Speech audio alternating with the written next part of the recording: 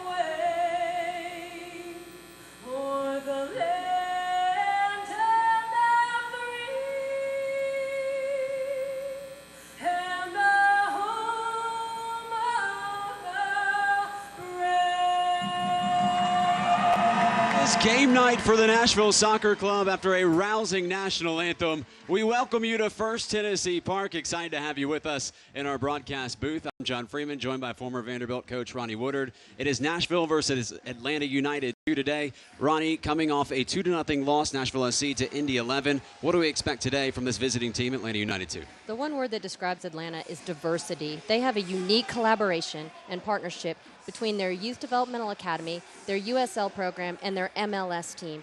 Those programs work hand in hand to develop the young players to play an active role with the MLS. So we've seen 31 different players wearing a USL uniform this year, and I think we have 5 different starters in the lineup tonight from their most recent game versus Ottawa.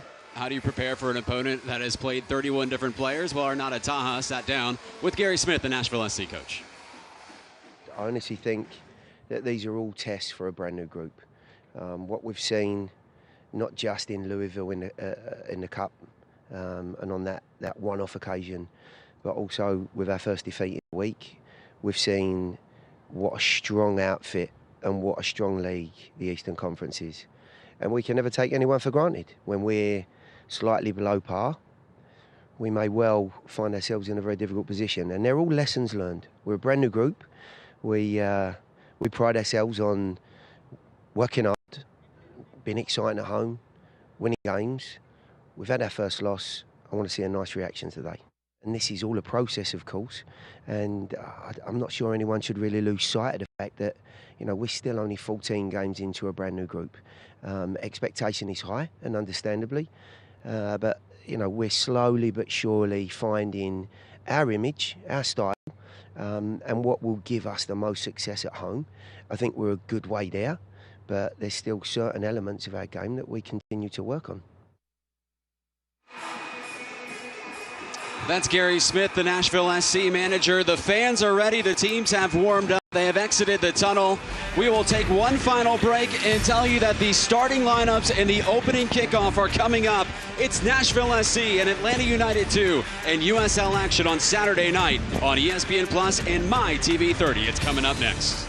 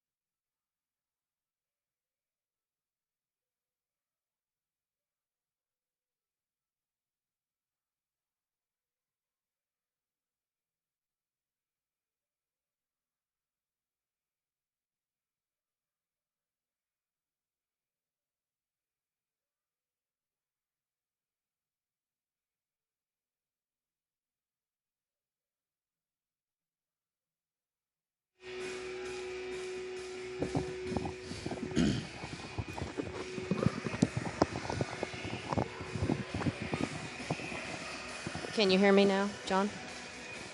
John? Yeah, I can hear you. You got me? Okay.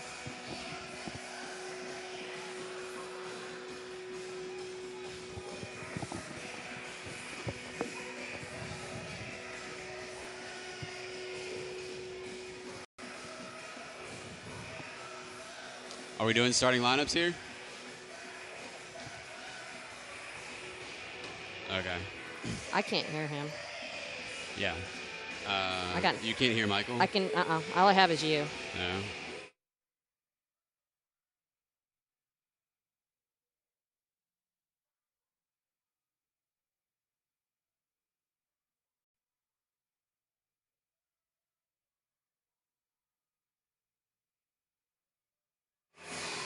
Teams ready to roll at First Tennessee Park. Atlanta United 13 points this season. They are 15th in the USL Eastern Conference table. Nashville SC right now sitting 7th in the table based on an earlier result today. Bethlehem Steel getting a victory to jump over Nashville SC, who sits at 23 points. Our official today, Lucas Guardia, 6 USL games this season, 2 red cards and 31 yellows. For the first time in this club's short history, Nashville SC part of a losing streak. Chance to turn it around tonight. 90 minutes of soccer will give us the answer of whether they can. It's tonight, Nashville, the boys in blue, and Atlanta United 2 in the white. John Freeman and Ronnie Woodard to bring it to you today on MyTV 30. Nada Taha patrolling the sidelines for us this evening. Nashville came into the season running a 3-5-2 formation, switched points midway through to a 4-2-3-1. The one at the top today is Brandon Allen, who gets the start over Ropapa Mensarani.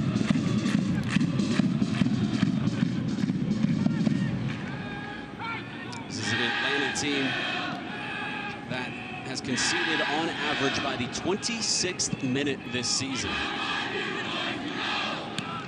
There was questions about whether they would bring in several of their young U.S. international stars. Andrew Carlton, one of them.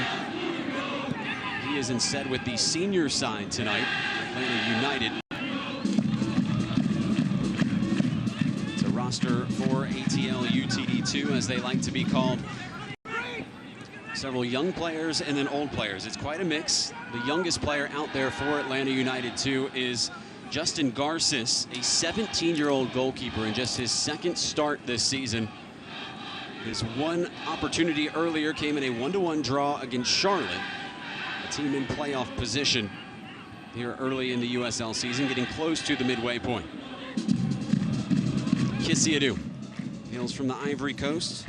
Laurent Kisiadou, 19 matches for the ATL Academy, 7 goals, and now making his way onto this Atlanta United 2 squad. Gary Smith singled him out as a player to watch, and then is created for that man, Gary Smith.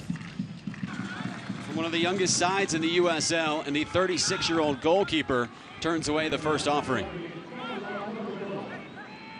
Gallagher just had a quick little touch and exposed Kimura inside of the 18 and had a slight window. Pickens was extra safe on that and covered the near post, but I believe that it probably was going to go wide anyway, but it was a good solid save from him. Coca-Cola corner coming in from John Gallagher. Liam Doyle got ahead to it. And as far as Sandoval, cleared away to safety by Justin Davis. It was Davis who sat out the Indy 11 match for Nashville SC in favor of the Canadian Ryan James. Davis back in the lineup. Moved out there by Alan Wynn, speedy midfielder. Switches to Taylor Washington. Look how fast Atlanta gets back on defense, Ronnie. They have a lot of numbers behind the ball. And what you'll quickly see is you're going to see a similar style between the two programs. They like to keep possession of the ball. Both of them are playing in a 4-2-3-1. Both are nice and compact behind the ball right now and like to keep the ball in possession.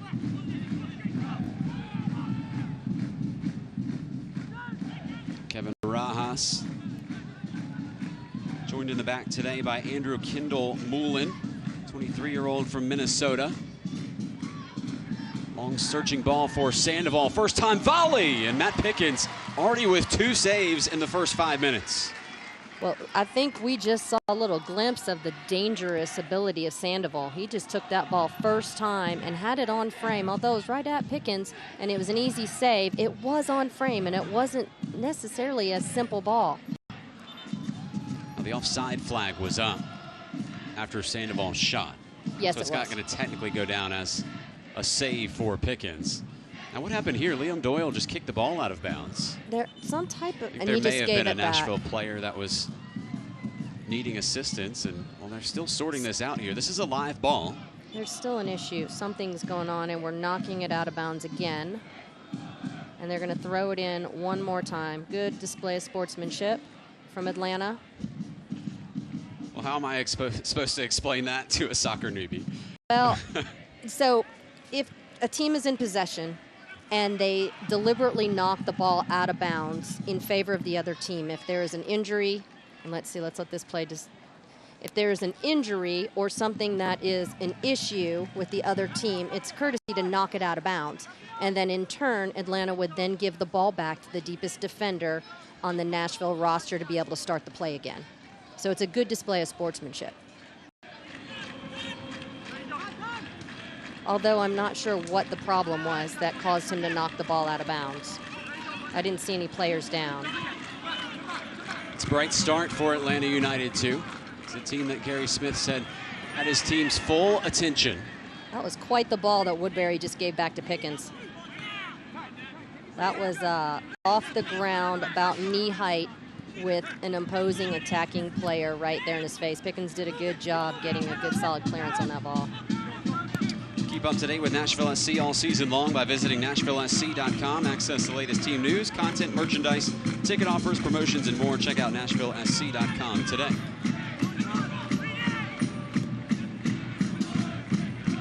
Arnauta Taha is down on the field, close to the Nashville sideline where you see the ball, and not what's going on down in the heat. Yeah, I mean, as you heard Coach talk earlier before the game, they have high expectations for this team, but coming off back-to-back losses that broke such a winning streak, it's going to be interesting to see how they come back tonight. Sure is. It's a Nashville team that had scored in 11 straight games until Tuesday night's 2-0 loss to the Indy 11. That was the first ever loss for Nashville SC in a competitive game in this building. fact, Nashville had gone 8 games at home, U.S. Open Cup included, without losses until Tuesday night. Right now in the midst of their first losing streak as a club, Ronnie, going back to their U.S. Open Cup loss to Louisville City. I think Coach Smith would prefer us to not call it a losing streak and probably consider it maybe a blip instead of a streak. It's a good team to get when your team's struggling a little bit. Absolutely. And Atlanta United, too, a squad that has just 1 win in their last 13 games. It's an important challenge from London Woodbury. Excellent tackle by Woodbury. Notice in the starting lineups tonight, no Bradley Bourgeois, a usual staple of the Nashville back line. He's out with a slight knock acquired in the last midweek game against Indy 11. Here's Taylor Washington, first-time service over the head of Allen. We found Allen Wynn on the back post. Knocked away by Jose Hernandez.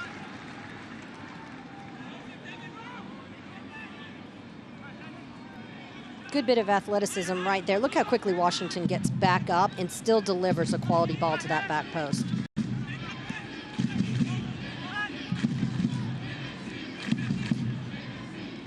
Atlanta United, too, has only led at halftime in 2 games this season.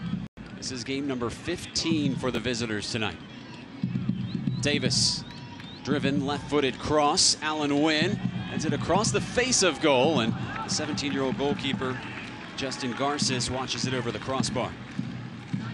Atlanta United is led by Scott Donnelly, his first year at the club. It is their first season in USL competition. The American coach has worked his way up the soccer ladder, started his career as a Division III assistant at Washington College, and now here he is coaching several players that could eventually make their way not only to this Atlanta United senior squad, but also the U.S. national team. And Garces is one of them, the 17-year-old goalkeeper. Started every game for the U.S. U17 national team in the latest U17 World Cup. He sure did, and he went 2-0-1 with that group and did an excellent job. Not only that, he just returned from playing out in the San Diego area with the developmental academy that did quite well while they were there. So I think that Atlanta is grooming this young goalkeeper for the future of their goalkeeping needs. I'm real excited to watch him play today. It's thrilling to see a 17-year-old in goal and someone with this talent. Garces, fluent in 2 languages, the son of a Venezuelan mother and a Cuban Ecuadorian father. Got a tough task tonight, stopping this Nashville attack. And Allen Wynn, who is onside. Wynn turning it in, crosses it, and Allen spilled down in the box. Wanted the penalty shout, none given. Ball reinserted, still loose. Pumped away by Hernandez as far as Bolu Akinyoti. It was a teasing service from Wynn. And now on the run, Joseph Samuel in a foot race with Liam Doyle.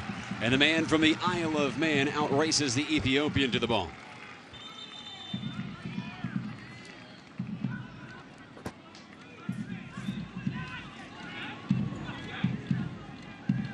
Let's look at this. Oh, there was a little trip. I don't think it was blatant, but Allen definitely slipped over the back foot inside of the box. He was looking for the call.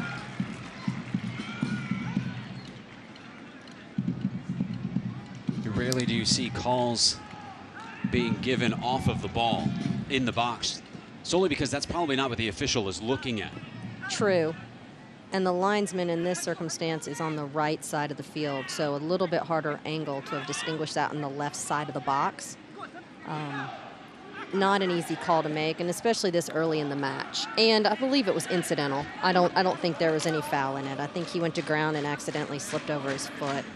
Nashville would disagree, and Allen would disagree, but I think it's okay. It's a lively crowd tonight. It always is.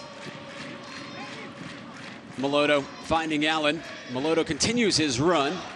Smashed away by Andrew Kendall-Moulin. So far, the ball's spent a lot of time out of bounds. Wouldn't you agree, John? There hasn't been any kind of rhythm established yet. Atlanta just content with clearing and dissolving any attacks by thumping it into the night.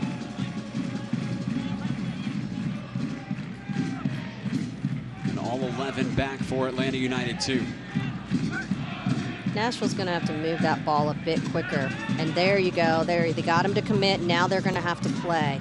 They got Samuel to come out of the midfield and to step to London, Woodbury, and that's a ball that's put out of bounds. But that ball needs to be taken very quickly and needs to expose the space that he just impatiently left in order to break down this defense. In order for Nashville to do that, they are going to have to play with a much quicker tempo. Their speed of play right now is 1 and 2 and 3 touches, and I think they need to play 1 and 2 and get it going.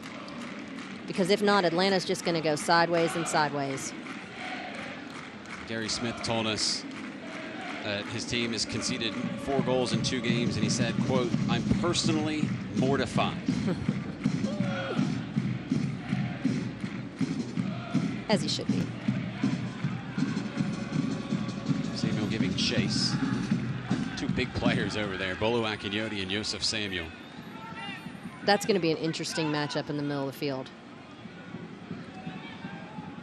And Sandoval's no small man that's matched up in between Woodbury and Doyle either. This Atlanta United 2 roster is interesting. So you've got a 17-year-old goalkeeper. You've got a 20-year-old forward in Samuel. But then there's some players, a little older players that are sprinkled in, like Sean Nicklaw, a 29-year-old. Sandoval, another player that's been around the block.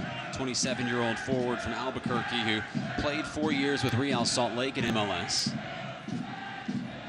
I think it is imperative for Atlanta, if they're going to be testing some of their youth and giving them some experiences and developing them in this environment, they need to learn from some of the more experienced and seasoned players of the USL and maybe have had some stints in the MLS. I think it's a wise decision by Atlanta to vary the type of players that are on the field at the same time. Here's the 17-year-old Justin Garces. Atlanta takes copious notes about the average age of their goal scorers this season and their average team. The average age of the players they have fielded this season, 21 years and 5 months.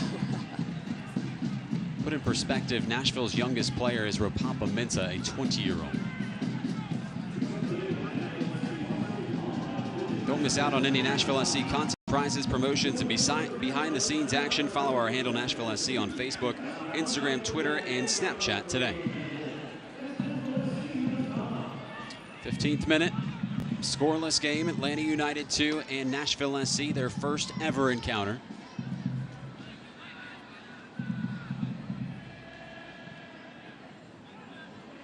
Atlanta United 2 this season has trailed at halftime in 8 of their 14 games.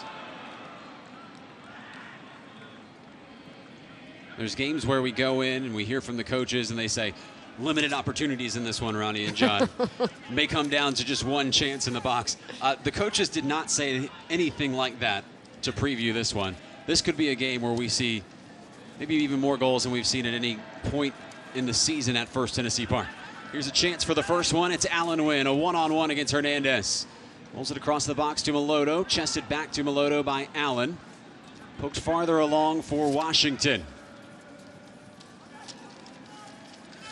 Good spell of possession. Davis venturing forward. Reed has switched the point of attack. Kosuke Kimura. A few step overs, left-footed service, calls Garces off of his line. Sure hands from the teenager. Didn't look like he hesitated at all. Now, let's be honest, he's played on a really big stage. He's already played in the U17 World Cup as a starter on our men's national team, and that's incredibly impressive. So he's not going to be shell-shocked in this environment by any stretch of the imagination. He could very well find himself in the senior national pool in, gosh, a decade. When he's 27 years old. And if you say how old I'll be in a decade, we will no longer be partners. 35, right? Close. A little older than that. Just a little. Here's Kimura. He's getting up there in years at age 34. For this game, he's the seasoned grandfather of the group.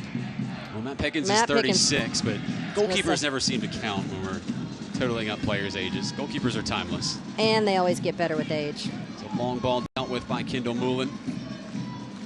But down by Allen. Switch by Reed over to Davis. teasing service cut out by Kendall Moulin. Samuel couldn't control. Almost all the action happening in the Atlanta United 2 defensive end of the field now.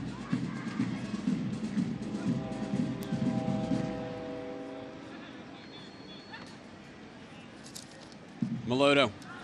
Again, it's Kendall Moulin to deny any sort of entry into the 18. Kendall Moulin played with Michael Reed last year as a member of San Antonio FC in the USL. It was Reed who captained that side, and Kendall Moulin didn't see a whole lot of time, just 2 games and 135 minutes for San Antonio. Finding playing time a little bit easier to come by in Georgia. Samuel, as Sandoval making a run to his left, turns on the Jets. Samuel trying to free that left foot. Will never bother Pickens, the worm-burning shot. Worm-burning shot. Prior to the lack of pace on his shot on frame, his footwork was very good, and he actually exposed Nashville, I should say, and got in behind and opened himself for a fair window. He just didn't catch all the ball when he was striking that on frame. That could have been a really dangerous opportunity for Atlanta. Down the sideline for Alan Wynn, who loves one-on-one situations like this. Takes it right at Hernandez, squares it across, tap-in goal! Brandon Allen! It's a searing start for Nashville SC. 1-0 to the home side.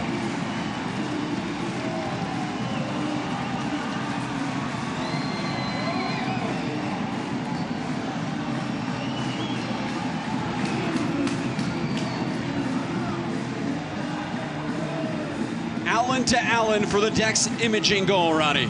So this is what Alan Wynn does best. He faces up, deep on the flank, takes the defender 1 versus 1, touches that ball to the end line, serves it back across. A very easy textbook finish for Allen on the back post. And let's be honest, we talk about Allen's goal-scoring ability, and that's because he puts himself in dangerous spaces, and they're delivering quality chances to him. Excellent goal by Nashville. Brandon Allen hadn't scored in 5 straight games, but he collects his 3rd USL goal for Nashville. And you wonder, is it going to be a big night for 32 in blue? Look at him running now. He's got a little pep in his step, closing spaces right away. He can feel it. Well, as we said, Atlanta United 2 on average this season concedes by the 26th minute. Here they concede in the 20th minute. A team that plays real high-flying soccer. They like to keep possession. Atlanta United 2 does, but it also, their attacking style makes them very vulnerable to attacks like we just saw from Nashville. Yeah, they take a lot of pride in taking risks in the final third, and that's one of the things that their coach is always talking about in their interviews, is that they like to take risks, and they will continue to take risks as a team in the attacking third of the field.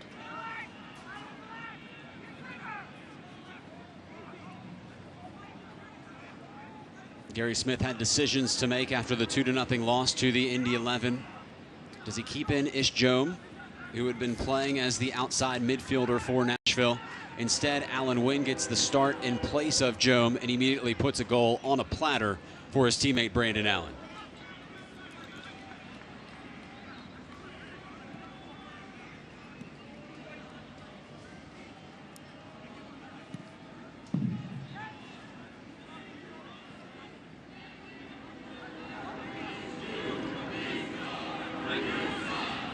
You can see right there, Samuel gets impatient in the defensive third, and he starts to press the backs of Nashville. And once that happens, if Nashville can find the point player in the middle, which would be Bolu or Reed, they can break down this defense pretty quickly and easily. So far, they haven't been able to do that, and they've just been continued to play the ball negative and playing it back towards Pickens. Gallagher, a rare touch for him tonight. You know, Atlanta United, too, started pretty venomously, and first 5 minutes or so, they were the brighter side, but Nashville has really imposed itself since.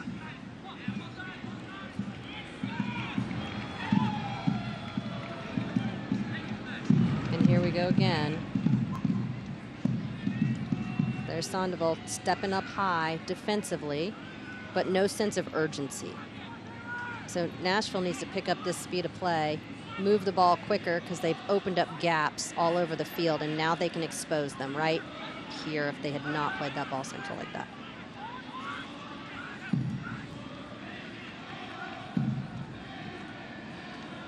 Secure your place in line for MLS tickets and don't miss any of the action in 2018. Purchase your season ticket memberships today at NashvilleSC.com/season tickets and receive a 10% discount on purchases at the Nashville SC online shop. Capacity crowd tonight at First Tennessee Park. They have packed this place once again in the home side in the 23rd minute, leading in the first ever encounter between Nashville SC and Atlanta United 2. It's always great to look out here and see all these fans. Sure is. Yelling, screaming, excited from the very first. City skyline, the backdrop behind the goal that Nashville has recently scored on, the remnants of the sunset reflecting off the glass of the buildings. It is a gorgeous night in Nashville. You're painting such a beautiful picture. Thank you. We are on television. The picture speaks for itself as Nashville building the attack with Taylor Washington. Pedals into the box. Taylor Washington, a rare drive from the midfielder who has never scored in the USL. And he wants in on the action tonight. Kisiadu, the skilled Ivorian, tried a banana curl kick for Samuel.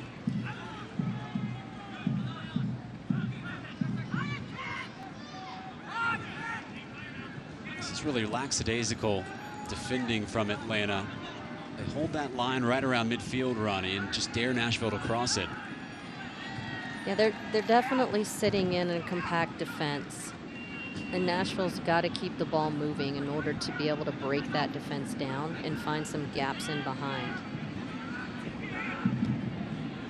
Alan Wynn has found that gap, and it was offside. Just a step behind Jose Hernandez, the outside back. And it's an interesting matchup tonight between Jose Hernandez and Alan Wynn. It's Hernandez who Atlanta United really thinks can blossom into a first-team player. He turned 21 years old on Tuesday.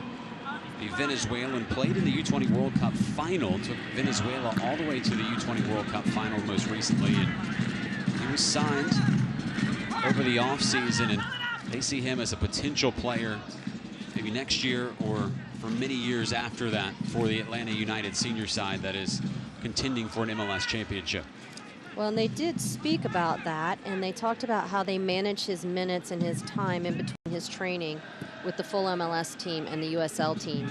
And at bits and pieces, he'll be playing for the MLS side when they're scrimmaging or having effective training sessions. And so I think there's a partnership of development that's happening for this young player.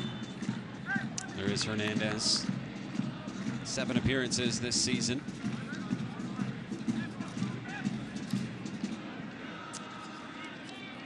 And the stoppage on the field as Hernandez goes to the sideline is for the mandatory water break. So we're just above the threshold for the water break, which is a certain temperature. And at the 26th minute, the players hydrate as we are live from First Tennessee Park, Nashville SC. The early goal from Brandon Allen is the difference. John Freeman, Ronnie Woodard, and Nada Taha on the broadcast tonight. A capacity crowd, standing room only at First Tennessee Park. The supporters here at full volume as always. Well, you know what's really cool about Nashville is, I'm not sure if the television broadcast saw it, but Grace Lear, who sang the national anthem, I knew was a familiar name to me having coached in college. She played soccer at Cal Berkeley from 2010 to 2014, and she was a 2-time Pac-12 academic honorable mention in the conference. So how cool is that? You can come into Nashville and you can play, have a soccer background, and then you're singing the anthem. Now, Pretty amazing. Ronnie, if you're Scott Donnelly in the huddle for Atlanta United 2, what are you saying to your team down quickly on the road against a very dangerous and hungry Nashville SC squad? Well, it looks to me like he's trying to inspire a bit and get a little bit of fire in his team. I think they've come out a little flat, or so to say, just not competing as hard as he'd like to see them.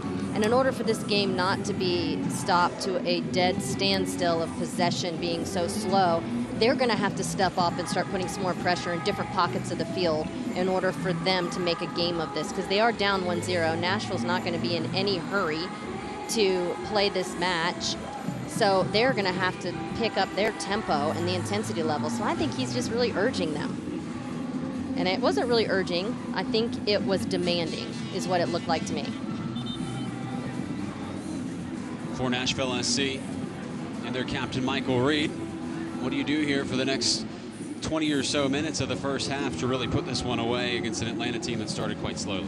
Well, I think you got to keep the ball hot, which means you keep it moving. You go side to side. When you get them in an impatient defensive mode, knowing they're going to come out a little bit, this little break is what Atlanta needed to kind of regroup and have a moment with their coach.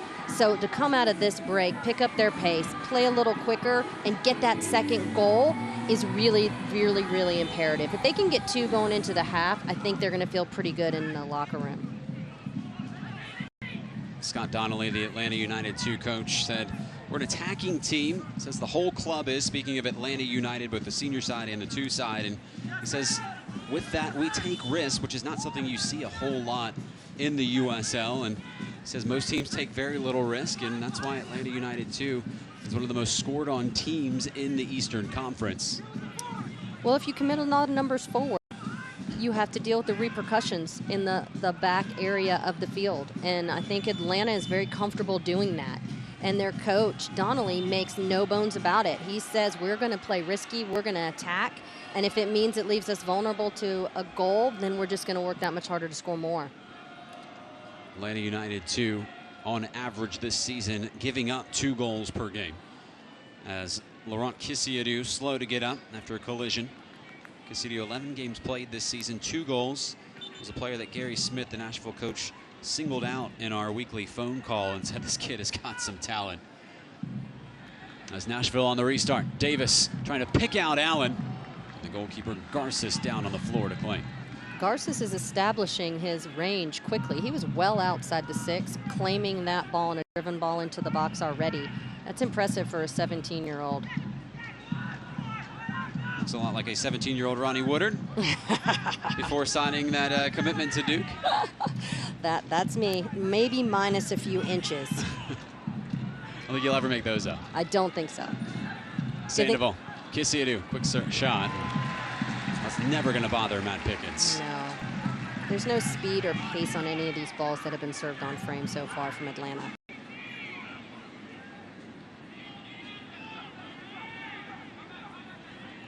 It's a buzzing start for Nashville SC. The 19th minute goal from Brandon Allen has put the home side ahead. Maloto, the South African, prospecting. Akinyoti. Davis. Akinyoti. Fidgeting with the lock of the defense once more. Want to keep up the best social media from around the USL? Join Kelsey Steele every Friday on the USL social media channels for the latest edition of Off the Post. Good thing Koskia Kimura was quick on that one, because that was a square ball across the face of the midfield, which is a really dangerous ball to be playing for Nashville. And Koskia Kimura is just lightning quick and was able to make up for that. Maloto turning infield. Sprays wide for Allen Wynn, who's been active this half. First time service, cuts across. Brandon Allen! Did it go in? Garces kept it out. Brilliant defending by Garces. The ability to make back-to-back saves in the speed that he just did. Get down to his right, get up, and make a second save. Let's watch this. What a great ball again from Wynn, coming across to Allen, who struck it well. He's down, he's up, and he makes another save. Now, can we get an angle on the second shot? Allen thought it was going in. The rebound surprised him. Did that go in? Oh, you can't tell from that angle. Credit to Garces, though. He did not give up on it. He saw the ball right there. He thought, well, if it's close, I'm going to pad it out of the goal, and it worked to his favor. But great grit by that young goalkeeper. So it stays 1-0. There's no VAR. We need goal line technology. Look at Lebo Maloto darting into the box. It's Lebo Maloto! Allen was in the area. And Atlanta United 2 coming unglued. Lebo Maloto with room to roam. And you get a feeling a second is coming quickly at this pace in the 32nd minute. Lebo Maloto is just so fast in the open field, and he can just gain ground quickly, which is going to catch Atlanta. Nashville putting on a show in the first half. Doyle wants in on the act. Look how deep Atlanta is defending. Yeah, their restraining line is quite deep. There we go. We got it central. And now we can break them down. There it is. Reed trying to poke it through for Allen. We'll try again. It's Allen Wynn who's run on. Can he get there before the goalkeeper Garces? No.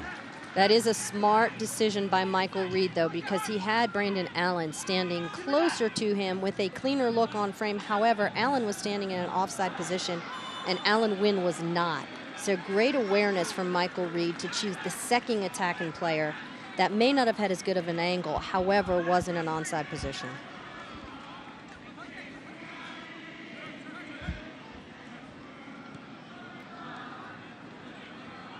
John, I have to say it. I do love Samuel's hair.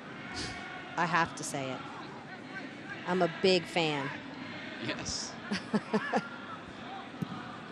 Ooh. I'm going to ask you about Sandoval's hair in a minute. Sandoval just came in a little bit high on Pickens there on that late tackle.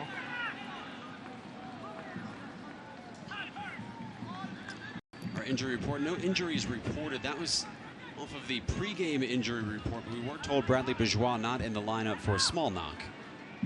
And he's not in the 18 today. Nashville's almost starting center back, watching in street close. Did open up a spot in the 18 for a play that's not normally in it. Robin Schrute back in the 18, along with Tucker Hume, the former North Carolina striker. Your favorite school? Oh yes. As if anyone remembers from a few minutes ago on the broadcast, I am a proud Duke alum, and we are not allowed to speak of the school down the street.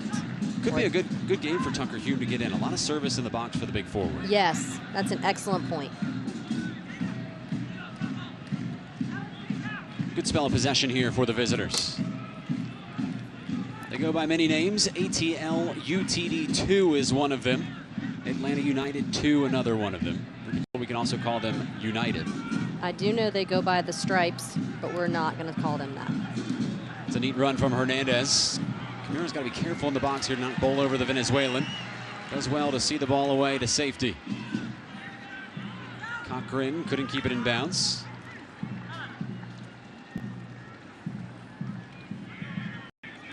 '35th minute.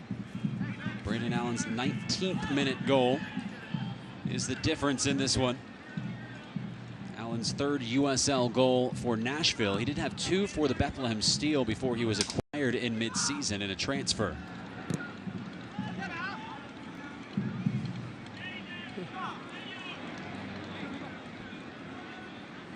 Love that little head ball back from Doyle to Pickens so that he can reshape his run and get the ball at his feet. Very nicely done. It's the little things. It's the little things that make me happy up in the box. Again, Sandoval coming sliding in. Maloto's being tugged on. Sandoval's lost his patience a little bit. Here's Brandon Allen in a one-on-one, trying to turn in on his defender. Garces off of his line. Ball is spilled. Can Allen get onto his feet? And the play is whistled dead. I think the official was pointing at perhaps his assistant referee.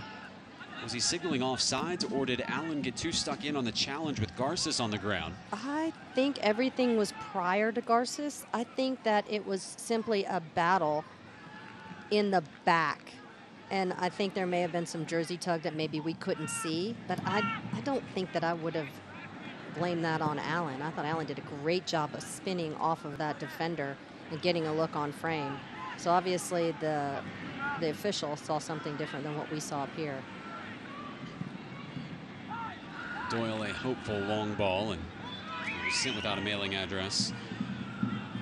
Yeah, not the best choice of ball if you want Brandon Allen to run onto it. He's more of a pure finisher inside of the box when you lay a ball into him. If Ropapa's in there, that's not a bad choice because he has the athletic ability to make that run in behind that defense.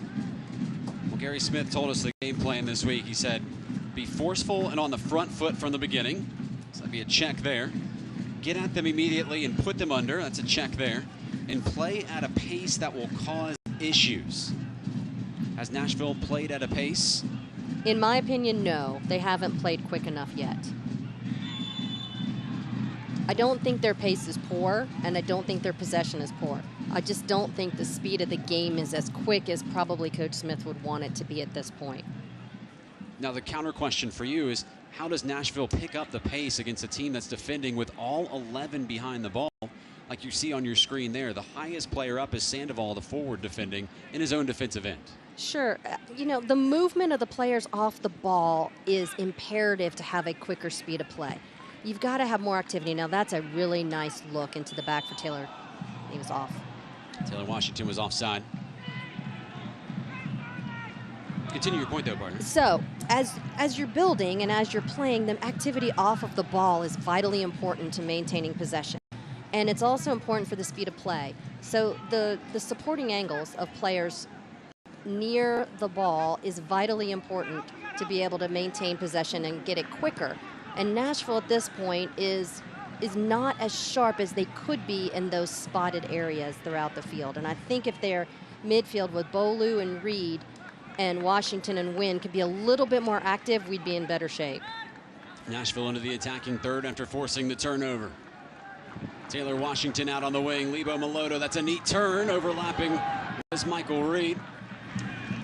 Couldn't get there, now Kisiadu. Trying to fight away from the challenges of Nashville's center backs. Liam Doyle in there. Long ball sent towards Sandoval. Matched up one-on-one against Justin Davis. Wants to take him off the dribble. Trying to cut it onto his left foot. His angle decreasing with every touch. Kisiadu, the Ivorian. Shot off the back of the captain Doyle. Shannon. Nick Law. Did that hit a Nashville hand? It did. It was Taylor Washington who had his hands in an unnatural position. And it's a free kick for Atlanta United too. Soccer fans, pick up the latest NSC gear today online at shop.nashvillesc.com or come by our team store located at 650 Rundle Avenue. Not many whistles tonight from Luis Guardia, a financial advisor in his non-refereeing time. He was involved in an incident in May where the technical director for Las Vegas in a game he was officiating actually touched him while pointing a finger and was suspended for 7 games. It is given Atlanta United 2 a free kick. He's going to be watching this back post area because it's getting a little bit handsy and physical on this back side if you're watching off of the ball. Service comes in, back post. Samuel was leaping. It falls to Kisiadu, squares it back across. Cleared out of safety as far as Kisiadu. Close to the inline, curving cross is behind the goal, and a Bronx cheer from the Nashville SC supporters behind that man, Matt Pickens.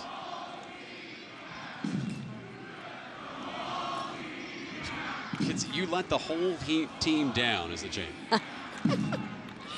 I think the fan supporters for Nashville are getting a little bit more personal as the year goes on.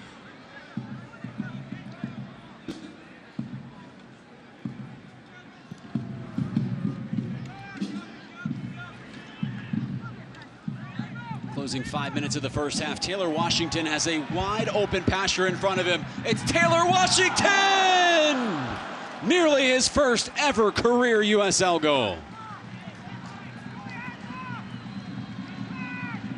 How was he so wide open, Ronnie? Look at this. Well, they didn't show the ball that led into that. But Brandon Allen flicked on a great ball. All of Atlanta was sucked into this right side of the field and weren't watching. I'm sorry, the left side of the field, and weren't paying attention to Washington standing on his own over there. I think Washington would like that one back. He struck it well and low to the far post. However, it didn't even get on frame.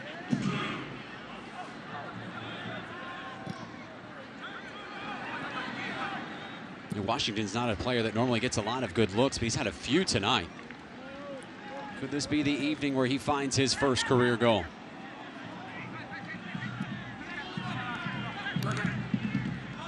So the reason I think that Washington is catching the ball so much, we'll wait on that thought. Gallagher, team's leading scorer with 5 goals this year, sweeps in the cross that's denied by Bolu Akinyoti.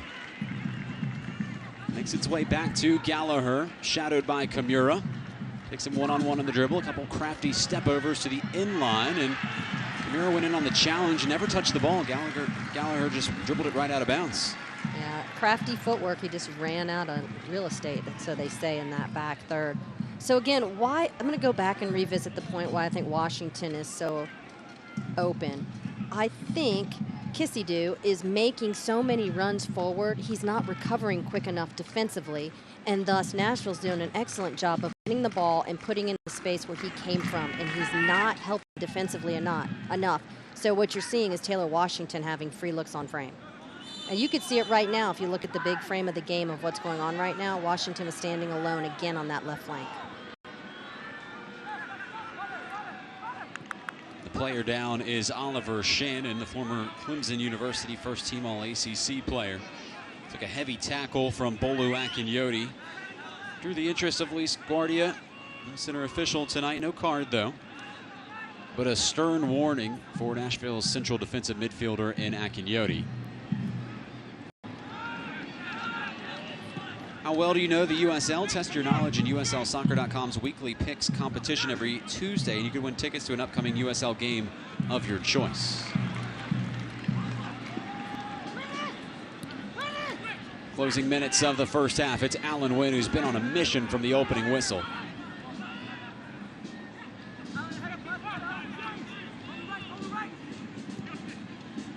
There were talks about several of Atlanta United's really young stars making their way to this game to play for the 2 side. Andrew Carlton was listed on the 23-man roster that's put out on Thursday evenings as a potential to play in this game, but he is not in the 18 tonight because he's with the senior squad. Another player I was looking forward to seeing is Andrew Wheeler-Amanu, a defender for Atlanta that they speak very highly of. He is not in the 18 tonight either.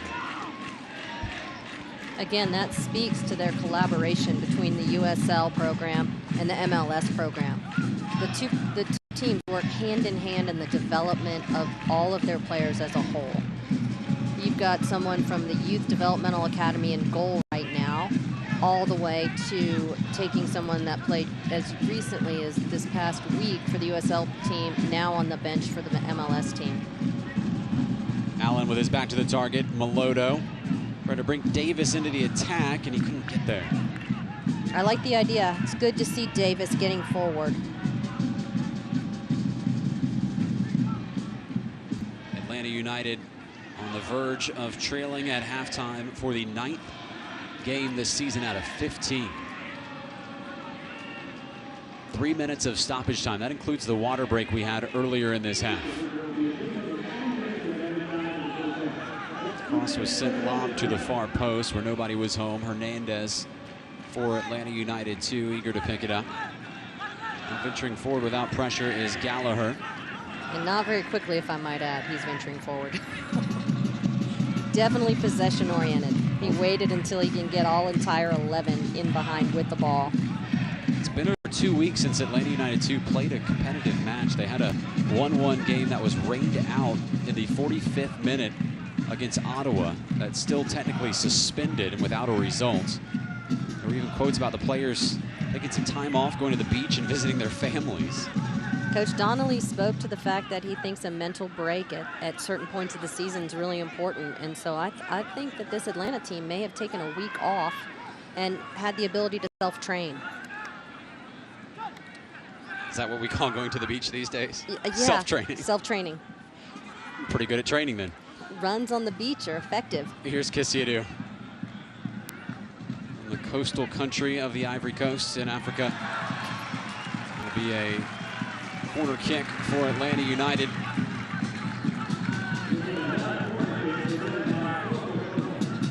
Their second today, the Coca-Cola corner kick. A team that isn't quite prolific to get a set piece to close a half. It's a good opportunity. John Gallagher, former Notre Dame player, the 14th overall pick in the MLS draft, places it down. They send their center backs forward. Samuel, the 20-year-old, a target in there. As his big A.J. Cochran, the captain. Samuel makes his run near post. Instead, it goes back post. And then Pickens meets it at the top of the 6. Nicola, an ambitious volley. It'll be another corner kick. Nicola went for that, didn't he? Sure did. And look what happened, though. Late in the game, or late in the half, and he earned a corner kick out of it. It's a quick restart for Atlanta United. It's spun into the top of the 6. That's a dangerous ball. And Justin Davis is able to clear it away for Nashville. Allen Wynn with a second effort. Pinballing around. Brandon Allen takes a hack at it. And now Nashville can be off to the races. It's Lebo Maloto with Allen Wynn arriving to his left. Lays it off for Allen Wynn. Taking his time. Cuts it back onto his right foot. Allen Wynn! Nashville is winning!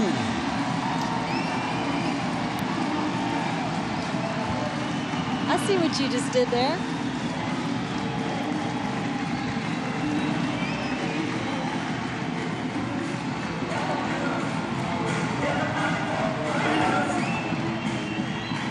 A scorched earth counterattack, and it's the second Dex Imaging goal of the evening.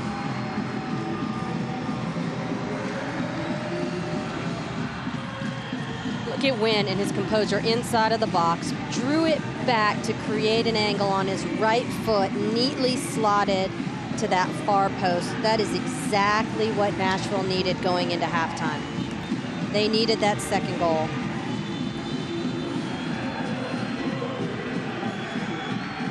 The supporters are going to run out of smoke at this rate. 2-0 to Nashville. And that's the end of the first half. A blistering 45 minutes of soccer for Nashville SC. They take it to Atlanta United 2. It is a 2-0 advantage. The flags are waving, the drums are banging, and the smoke is out. It's another night of soccer at First Tennessee Park as we head into our halftime, presented by Nissan. It started in the summer heats. The first goal coming from Brandon Allen. This was a great save by Garces, the goalkeeper. There's the opener from Brandon Allen. An easy tap in off the cross from Allen Wynn. And it's been all Nashville since then. Allen Wynn gets a goal of his own, and Nashville heads into the locker room, leading 2-0 on your USL Soccer Saturday night.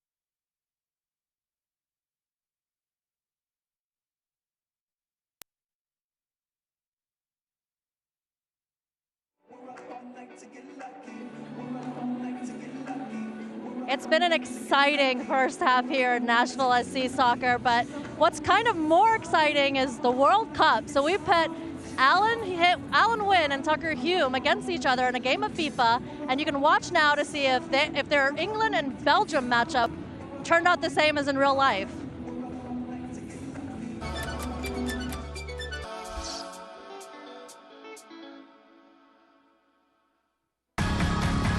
It's always good to see international football, isn't it, Alan? Is this 18? Yeah.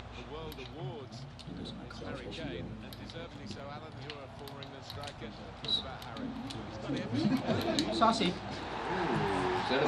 I fouled him? Is that PK? Company's on his cannon. You don't know how to strike him. He's gonna right down the middle. I'm just gonna stay in the middle.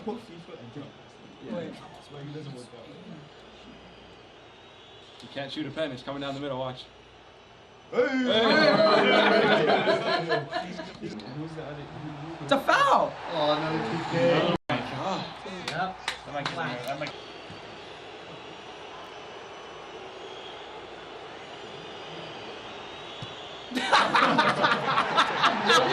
I know, but last time you got in silence. No, we can't take a PK. Oh my God.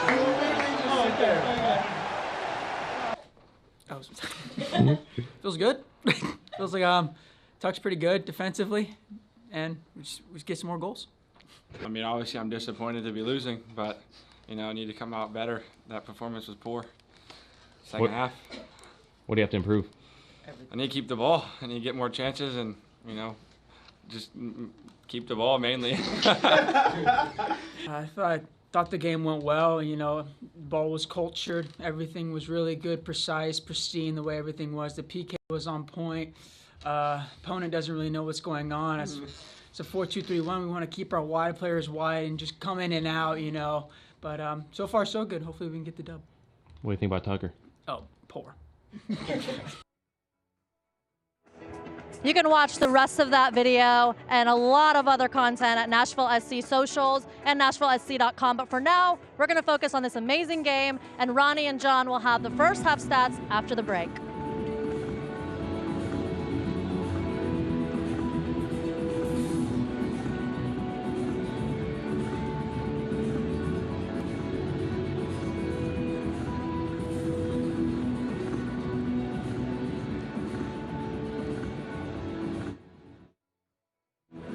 All right, yeah. I mean, it was a little herky-jerky start, but we figured it out. Live TV. They gave up that last goal, and there were 5 players around that ball, by the way, in case you didn't notice that. Yeah, we did. All right, hang on. All right, just quick question for Ronnie, and then we'll dive into stats.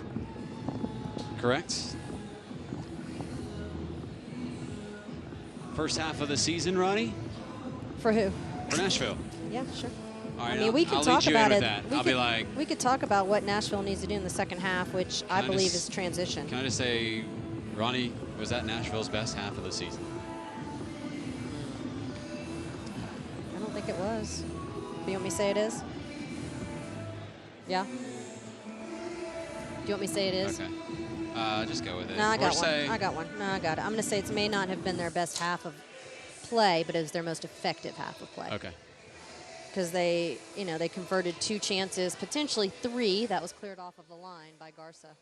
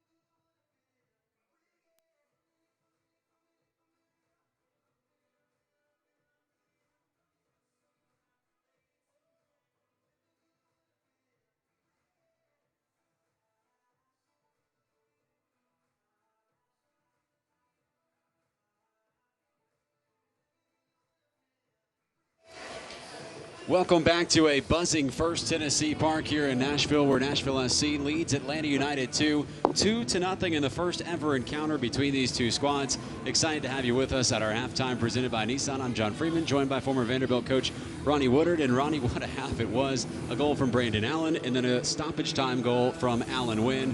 Where does this rank on Nashville SC's best first halves of the season? Well, I'm not sure it's been the best first half that Nashville's played all year, but it's been the most effective.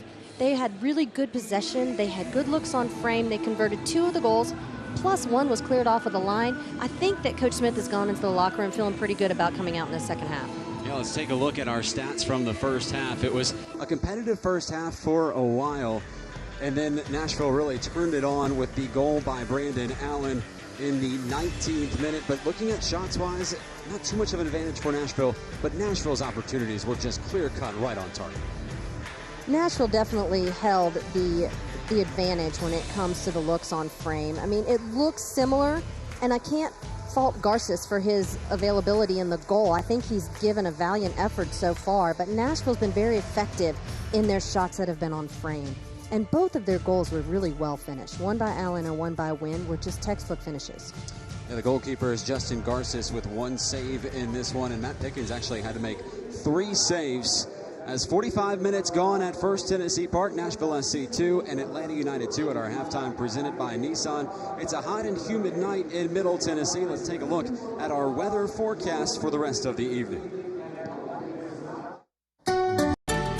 Hello again, soccer fans. I'm Skywatch 17 meteorologist Justin Chambers. As you're heading out of the stadium and heading home tonight, temps still kind of in the mid-80s. We'll see those clouds around. May see some storms possible as you get later into your Saturday evening and into Sunday as well with mild temperatures. So make sure to drive safe and then keep that sunblock with you too, especially as we go into Sunday. We're going to see those extreme UV index numbers. Definitely want to make sure you keep yourself safe as well. Enjoy the rest of your evening.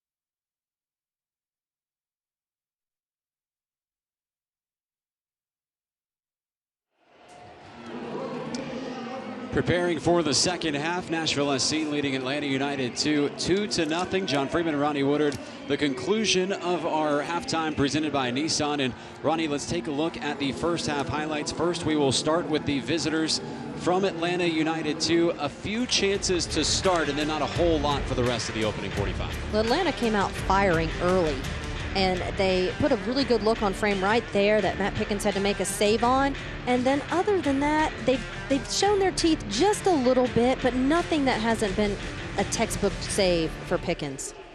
It was Josef Samuel with a weekend shot there, and that was about all it was for Matt Pickens in the half. Not a terribly busy half for the 36-year-old goalkeeper, but Nashville had opportunities early and often. and Brandon Allen gets the goal in the 19th minute. As easy as they come for a striker. Well, sure. Nashville's had really effective flank play from Wynn and Washington so far. They're running, they're getting to that end line, they're serving that ball across, and they're just really great looks on frame by Allen that he's had opportunities on. And then Wynn does a great job of delivering the ball. Here comes the second goal. It was Allen Wynn with plenty of room to work. Got it onto his dominant foot, his right foot, and easily slots it past Justin Garces, the 17-year-old goalkeeper. Well, that was an interesting attack because it was a clear counterattack, and Malotto was in, made the right decision playing Wynn, and Wynn slowed it down a bit, allowed the opportunity for three Atlanta defenders to step towards him. He chopped the ball back on his right foot, and he still finished it. So once again, quality finishing, and so far, I think Allen Wynn has had a great half for Nashville. These are your standings. This is a live table standing, so we're giving Nashville a win here. Essentially, not that we know they're going to win this game, but this is just pretend with us that if Nashville were to carry out this game, it would put them as high as 4th in the USL Eastern Conference standings. And in fact, it would tie them with Louisville City for that 3rd spot, as Louisville drew 3-3 against the New York Red Bulls 2 squad earlier today. That's quite a lot of goals scored in one game. 3-3. So what a great opportunity for Nashville to make a good jump in the standings tonight. And so far, they've played very well. I think Coach Smith is going to come out. I think Nashville's going to come out flying, and I think they're really going to push to get that 3rd goal. Atlanta United, too, took their time to get out of the locker room. In fact, all of Nashville's players had already made their way onto the pitch and into their spots in the formation. And you can see Scott Donnelly just walking over to the sideline. He's the last man out of that locker room as play back underway. Nashville SC in the blue and Atlanta United 2 in the road white. First half goals, the 19th minute from Brandon Allen and the 45th plus stoppage time minute goal from Allen Wynn. But a big night for Allen Wynn, a goal and an assist. And here he is on the ball. Started the season with a bit of an injury, a toe injury that at one point he was taking injections on just to get onto the field. It has since healed, and he's made his way into the starting lineup in replacement of Ish Jome, who is available tonight for Gary Smith. If you look carefully on the Atlanta roster, although there wasn't a substitution, they tweaked their lineup a bit, and they've moved Samuel wide onto the right flank and Kisadu into the center of the field. So let's see what their conversation would have been and how this materializes in the second half. Here's Kisadu, the 19-year-old. Samuel went down in a heap. It was a challenge from Taylor Washington. Drew a painful expression from Samuel. And Luis Guardia has yet to pull out a card this evening. He's an official that doesn't necessarily hold back in distributing cards. In his 6 USL games this season, 31 yellow cards. Samuel seeming all right. The Ethiopian who was born in Ethiopia but moved to the U.S. in 2007.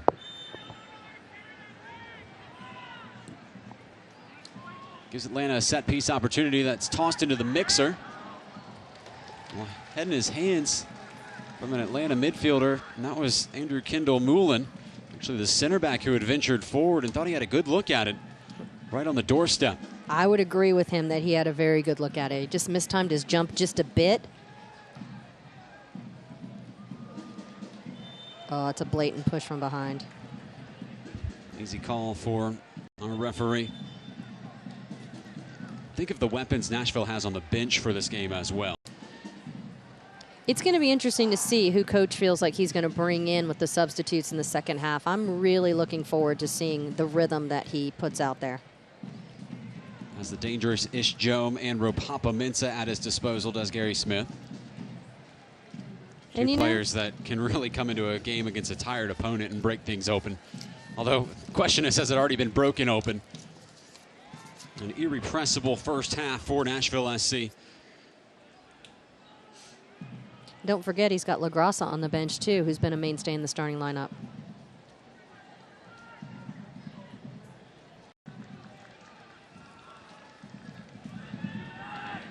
interesting note about Atlanta. They are 3rd in the USL in total passes, yet they are 2nd to last in the conference table. Well, I think there's a difference in possession and execution. And I think Atlanta is slightly guilty of keeping the ball in possession and not having any final execution. And you can't win games unless you score goals. Keeping the ball is great, but if you can't play in the box and you can't put balls in the back of the net, it's very difficult to get a win. Keep up to date with news, live game updates, and highlights from around the league 24/7 by following at USL Soccer on all social media platforms.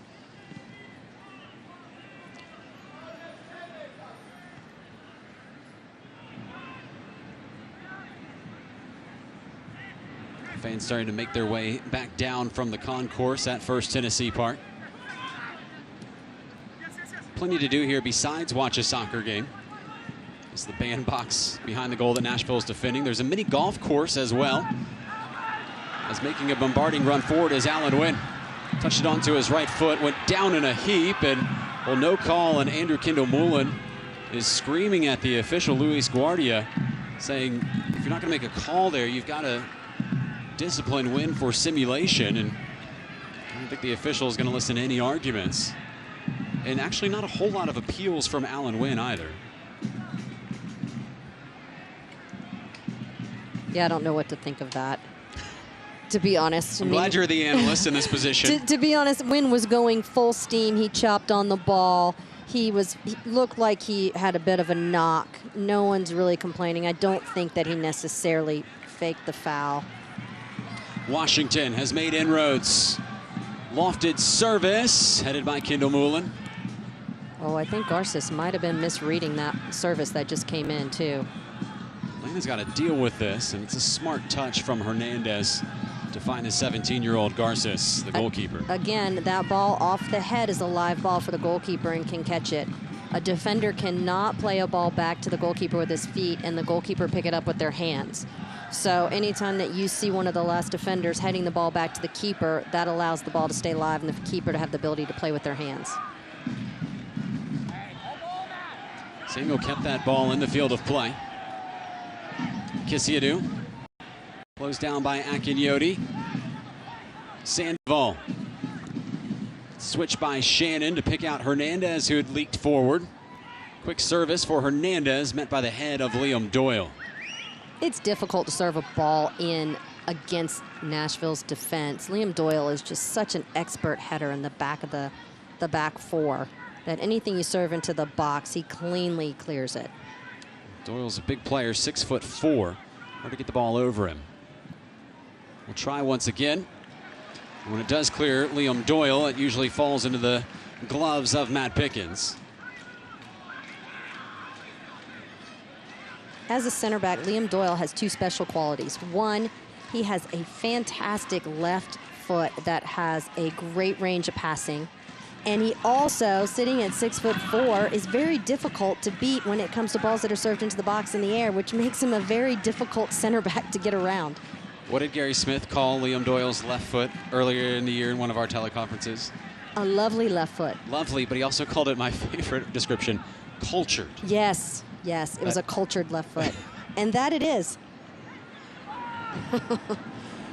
I will say, Coach Smith's choice of words are incredibly prolific, and I always enjoy having soccer or just general conversations with him. This is a neat run of play from Nashville. A lot of combination work in the middle. They go backwards for Doyle. Davis prospecting. Reed, the captain, who hasn't had a whole lot to do tonight. Policing the middle of the field with Bolu Akinyoti. Just connecting the dots. That's been his role so far. Melodo has Allen making a run. Slipped it too far past the goal scorer. Select is the official ball of the USL. For the latest Select products and special offers, please visit www.selectsportsamerica.com. It's Atlanta United 2 player that's down, and it is Kevin Barajas, former University of Kentucky player who had come into this game having just 21 total minutes this season in 3 appearances. And the Vanderbilt Health medical support coming for Barajas. a hot, muggy night, Ronnie, and you've only played 21 minutes, it's easy to have a muscular injury like Barajas. Yeah, it's a little early in the half for that to be coming in, but it appears that that's what's going on. I think he's cramping. It looks like he's taking a bit of a supplement right there to help alleviate some of that. So players for both teams are being monitored by tracking devices put over their shoulders in this game, and Nada Taha is down by the Nashville bench with a report on the Nashville players' fitness from the first half. Nada. Yeah, I talked to Stacey Daniels, the strength and conditioning coach, about the stats from the first half, and it's clear why Allen Wynn scored that second goal. He's the fastest in the first half at a max speed of 20 miles per hour. He's run the most distance, and he's had the most number of sprints, and Stacey Daniels says that's his player profile, and that's why he's such a valuable player. There is Stacey Daniels, always computing on that iPad. You'll see on Allen Wynn's shoulder, if he turns around a little bit, you'll see a little hump on the back of his shoulder, right there above his last name. That is a GPS tracker. And he also has an accelerometer pinned to his chest, and that's how they get those statistics. I don't think I've ever hit 20 miles an hour in my life, Ronnie, except in a car or a roller coaster. And let's be honest, that's the speed of Nashville rush hour traffic. And Allen Wynn is running faster than that. So when you're driving to work on Monday at 7:30 on I-65, think of how fast Allen Wynn is running. Is there more in this for Allen Wynn? A 2-0 game that Nashville has dominated throughout, about to crack the 56th minute. Cochran trying to pick out Samuel. It was a heavy touch. It's drawn the interest of Pickens, who came sliding out to make a dangerous save, even after Samuel had decreased his angle. It's out for a corner kick for Atlanta, and we can't fall asleep too quickly on this young and dangerous team. Here's a save from Pickens, Ronnie. Surprised he came out this far.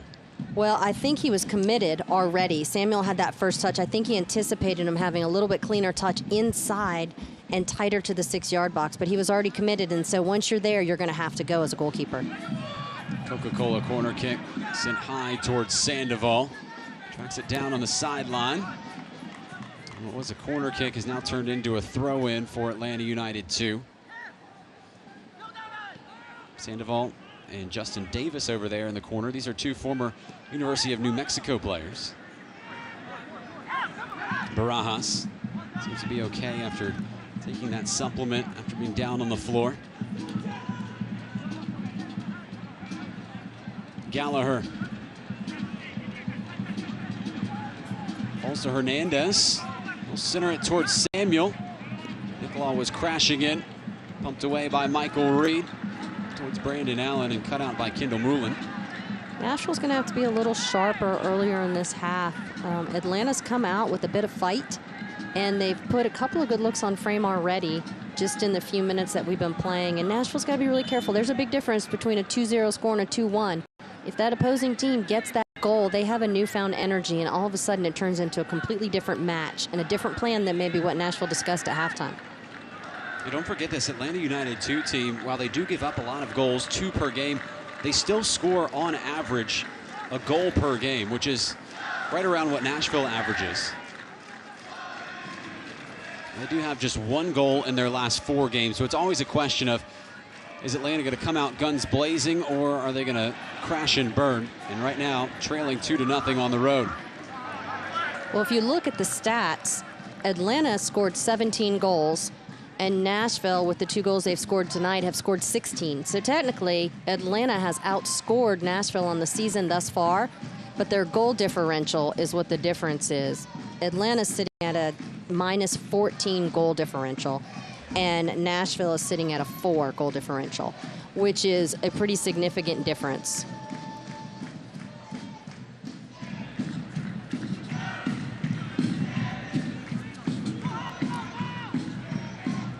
Atlanta showing signs of life here in the last couple minutes.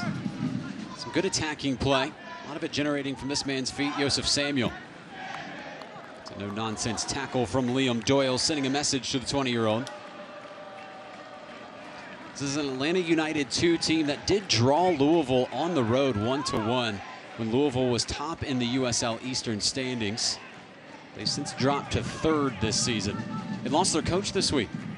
They sure James did. O'Connor has moved on to Orlando City in MLS, and those two clubs, Orlando City and Louisville City FC, have a long history together, so it's a move that makes a whole lot of sense. It didn't come completely out of the blue.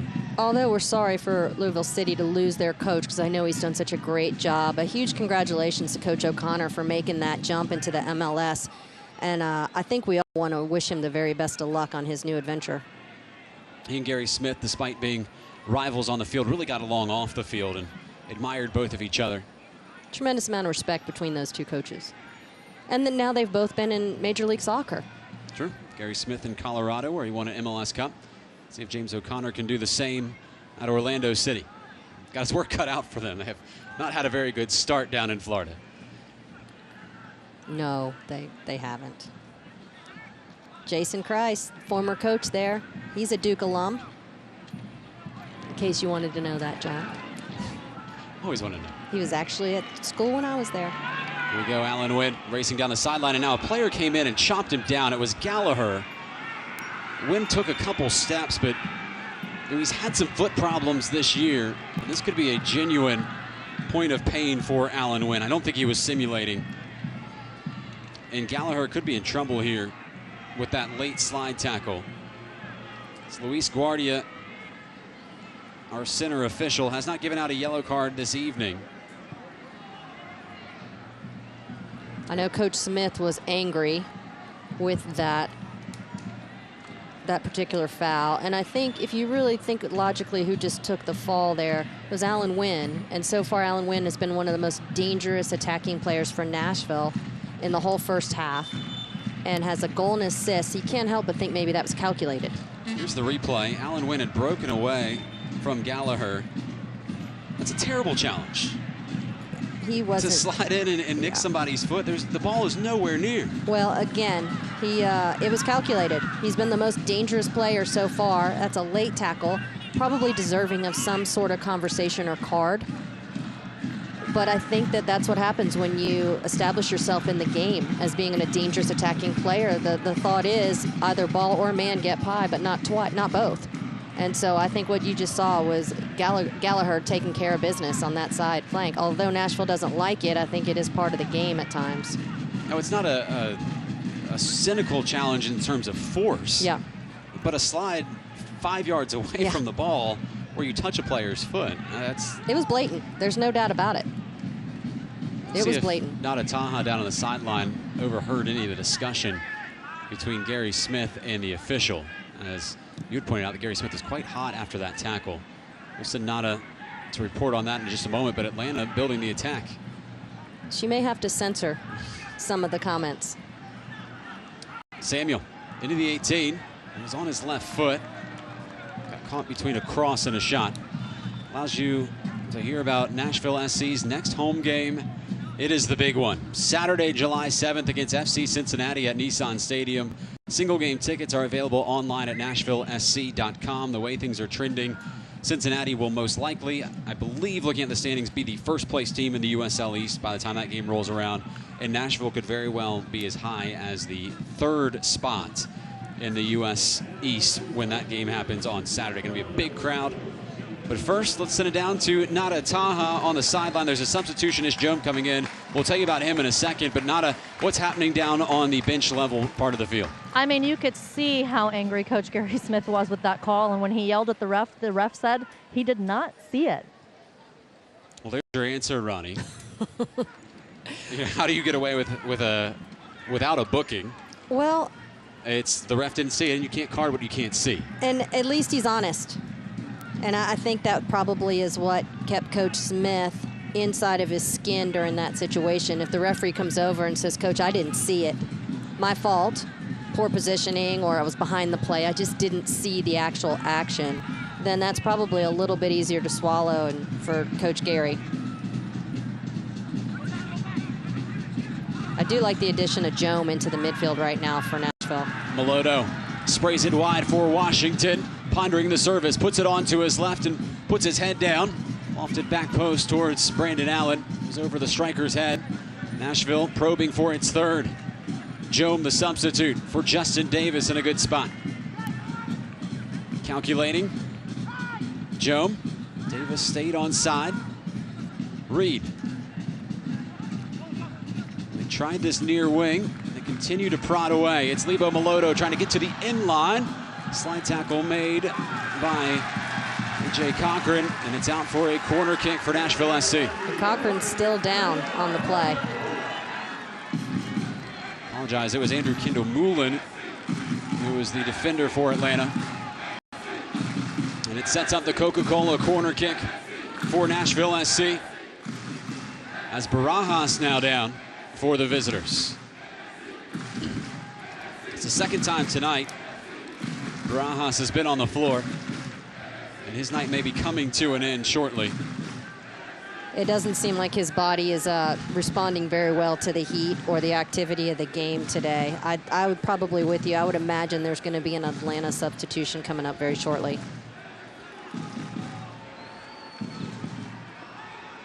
Now the players are allowed to get water now. We do know that there will be another water break at the 75th minute. I don't think Barajas is going to get there. Atlanta United, too, has got to be preparing a substitution soon. I think he's stepping off now, I'm going to guess. Although, I see no substitution on the sideline, do you? Oh, here he is. Here comes one. Plucked a player from the bench. Did he warm up? It is Alessandro Castro set to check in, the Atlanta United Academy product, a member of the Honduran U17 national team. Played in that U17 World Cup for Honduras. This is just his second appearance for Atlanta United this season. Atlanta United 2, that is. He played 12 minutes in his one game. That was the draw against Louisville City FC. So Barajas' night will end. And in comes Castro. Another young talent entering the game, 18 years old. Sprints in with a bucket of energy. Wouldn't you be? Our capacity crowd tonight, 8,815. Here comes the Coca-Cola corner kick from Lebo Maloto. Still loose. Garces, the goalkeeper, trying to fight off a defender. It was knocked in. But they're going to say Garces was impeded, and the goal waved off from Luis Guardia. Luis Guardia was very firm in his whistle blowing. I'd like to see a replay. Here it comes. I believe Michael Reed had a little bit of contact with him and did impede his forward movement to be able to get to the ball. However, we can talk about how lovely that was finished by Michael Reed no matter what. Well, Nashville's lead stays at 2-0. The supporters had lit the smoke. They were ready to celebrate.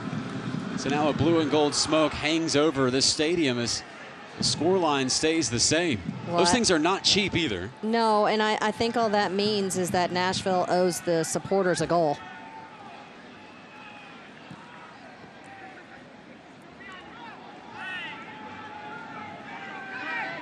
You're a former goalkeeper, clearly, so I may know what side you're going to fall on, but what did you think of that call? Well, I'll ask you in a second, as Nashville nearly having a counterattack sprung. Garces has got to deal with this, and well, no nonsense clearance by the goalkeeper. Back to your opinion on it. Well, first of all, that touch that Michael Reed just had in the center of the midfield where he just bent the ball around the player and collected it off the right side of the body was brilliant.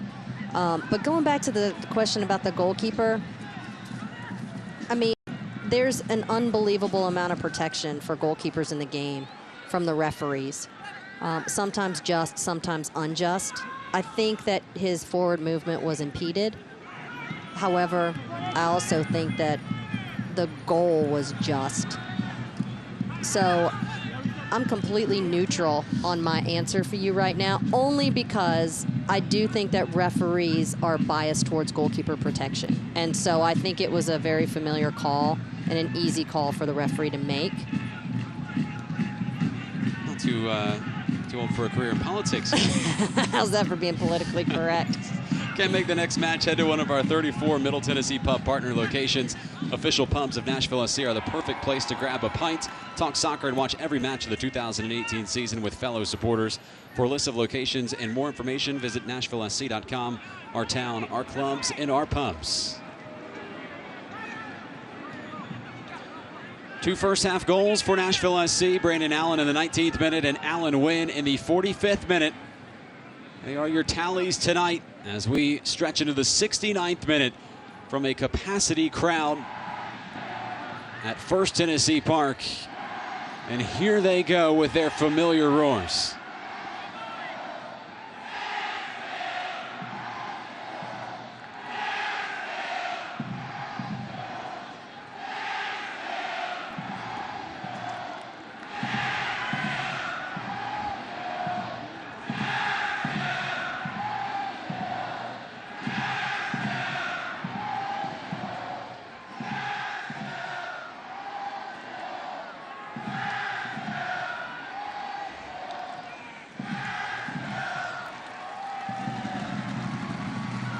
Traveling to play soccer in this city is intimidating. The fans are imposing, and they are ready for FC Cincinnati next weekend at Nissan Stadium. It will be a blockbuster match on a holiday weekend. I think you forgot the word relentless. The fans are relentless. Still work to do here against Atlanta United, too. John Gallagher had made an adventurous run down that far sideline, and Kosuke Kimura solid in defense once more. Castro on one of his first touches loses out. Akinyoti calmly done against the pressure from Kisiadu. Back to that matchup next weekend against Cincinnati. We've been told that they're bringing perhaps over 1,000 supporters to that game. There will be a tifo on hand from the Nashville supporters. It is, without having a whole lot of statistical knowledge to back this up, I've been told this is going to be one of the biggest games in USL history. It's coming to Nissan Stadium next weekend. Is there more in this tonight, though, for Nashville? They've been buzzing in the attack. Lebo Maloto, vivacious South African, finding Taylor Washington. Pace slows. Kimura. Reed. Kimura in a tight spot. Able to win the throw-in in the attacking third.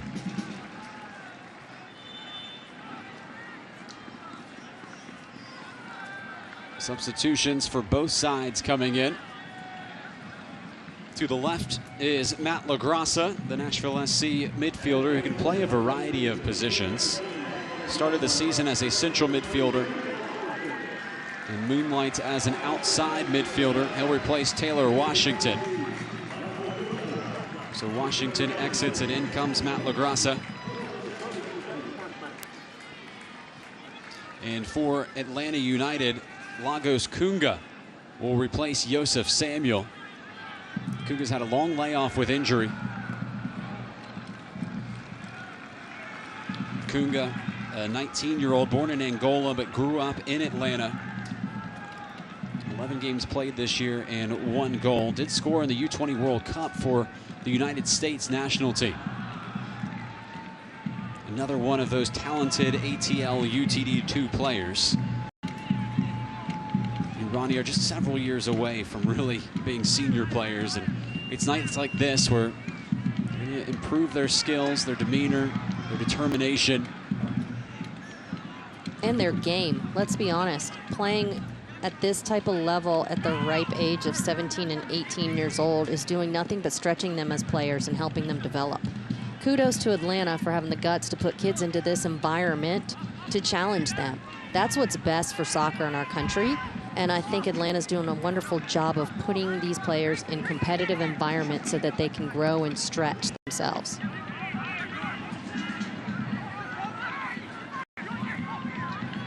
'73rd minute.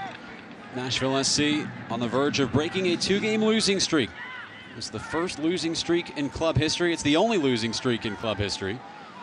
Always good to be able to say that halfway through your season. A 2-game losing streak's your longest one. So since Coach Smith brought in 2 fresh wingers in Jome and LaGrassa, what I'd like to see is the ability to start running at this back line. You get your wish right here. It's Ish Jome, the left-footed service. And he sure got a hold of that one. That went for a throw-in on the opposite side. It almost didn't touch the ground before it went out. Excellent. All right, it's time to vote for today's Budweiser Man of the Match. Find the poll at the official Nashville SC Twitter account at Nashville SC.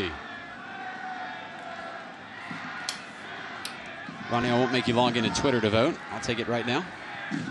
Oh, my vote? Yes. Alan Wynn. Hashtag winning so far today. Goal and an assist Goal for and a an win. assist.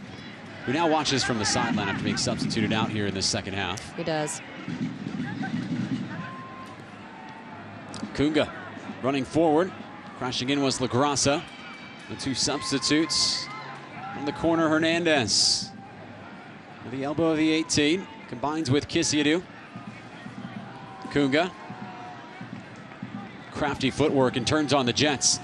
It's Lagos Kunga, who was awaiting the run from Kisiadu. Just didn't make it. Allen goes down. Melodo turns upfield. It's a 1-on-4 for Lebo Melodo. Lebo Melodo galloping towards the 18. Cut out by Andrew Moulin.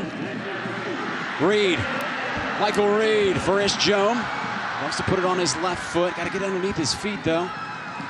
Oh, I sure would have liked to have seen Michael Reed strike that ball right at the top of the D. He works so hard from box to box to get there, and he maintains possession, but at times I'd like to see the captain take a go himself, and I think that was a really good look for him. In the end, it was actually out for a goal kick, so Joam couldn't keep that pass in bounds. It is near the bumpy side of the field where the grass is down on the baseball infield. It's probably a bit tricky inside of the box on this side. There's no doubt about it. However, I still stand by I would have liked to have seen Michael Reed strike that ball. Another Atlanta United two-player down on the floor, and this is who I think it is. This is not a good sign. It's John Gallagher, the team's leading scorer. He's in a lot of pain, too. And we hope that's just a cramp for Gallagher. Gallagher, the Notre Dame player, went on trial with Juventus, Marseille, and Newcastle, some big clubs in Europe. And yeah, it is just a cramp, which is good to see. Yes. Scored both goals in Atlanta United 2's inaugural match. That was the win against the New York Red Bulls 2 squad. And that is one of their 2 wins this season. And they are on their way to loss number 8. I Looks think they can turn something around here. 76th minute from First Tennessee Park. Yeah, I still stand by my early comment that Nashville needs to get that 3rd goal. I think that'll really end the hopes of Atlanta from making any type of comeback. The second point I want to make is that I think the trainers are going to have to evaluate the pregame activities and the hydration for some of their players. They've had 2 players go down today with major significant cramping in their legs. And so I know it's warm and humid, but I think they're going to have to reevaluate the amount of hydration that they're putting into these players. Now, this delay in the game has allowed Nashville to get a substitute off of the bench, and Nashville will make its 3rd sub. And in comes a man where you only need to introduce him by his first name. It is Ropapa. Listen to the ovation for Ropapa Mensah. So now Coach Smith has replaced both flankers and his center forward target, Allen, and he brought on 3 athletic players. Now we're going to see how quickly Nashville can get the ball from defending to attacking in transition, and I think that's going to be the main difference in the second half of the second half right now that we're going to see. We're going to see a different dimension of Nashville now. Mensah leads this team with 4 goals this season, plus 1 in the U.S. Open Cup. This is the 9th time this year he's been substituted into the second half of a game.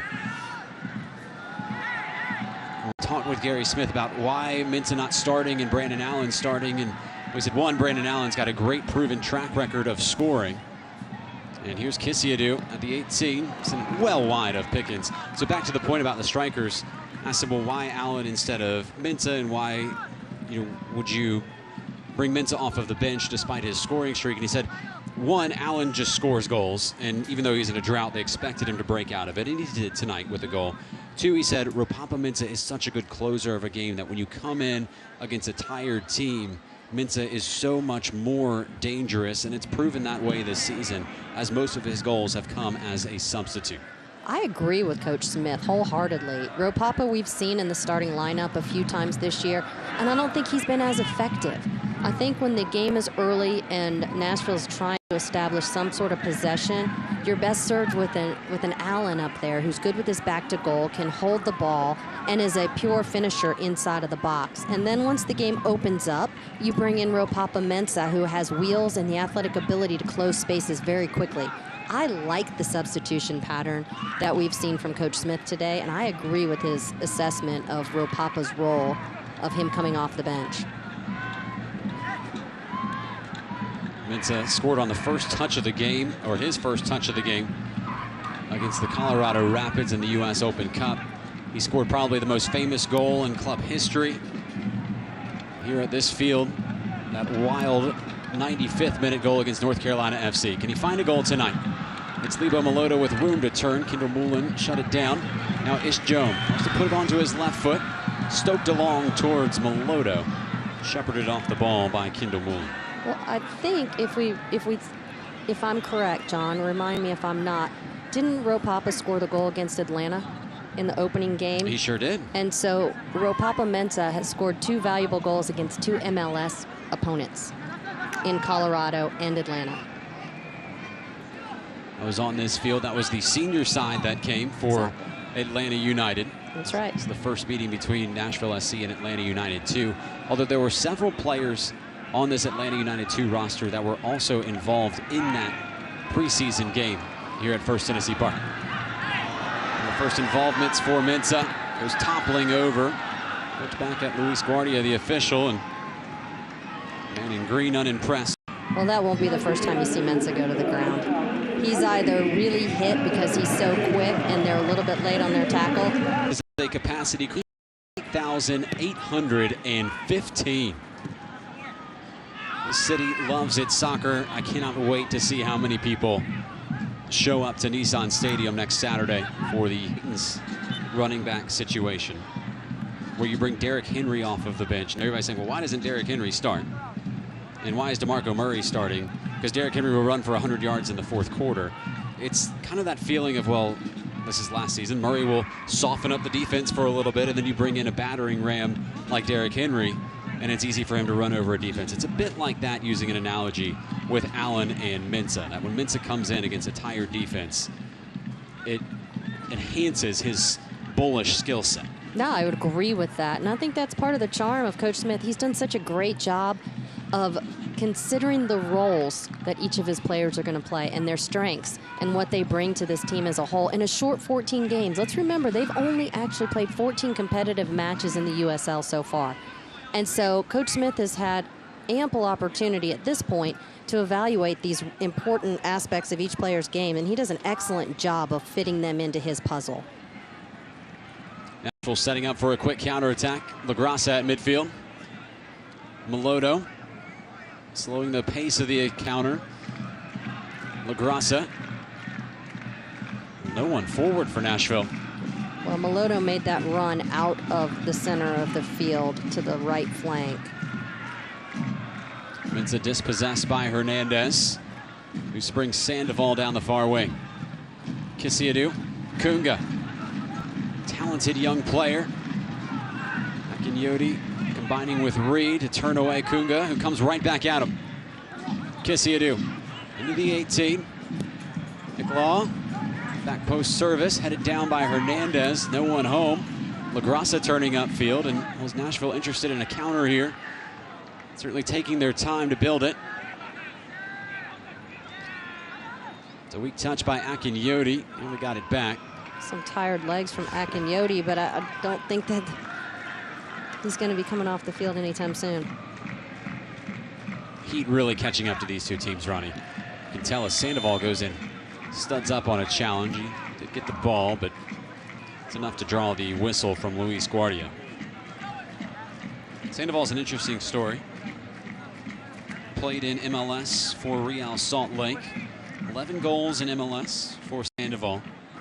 Actually proposed to his now wife on the field at Rio Tinto Stadium before a game. How romantic. So the final substitution for ATL UTD2, it was John Gallagher who exited, and in comes Kendall Edwards. Atlanta United Academy product, has represented Jamaica in U17 action. The 17-year-old has committed to play for NC State. Meloto at the 18. Lebo Meloto! That is phenomenal! Strike it home for Meloto. It's 3 for Nashville, and the party is on.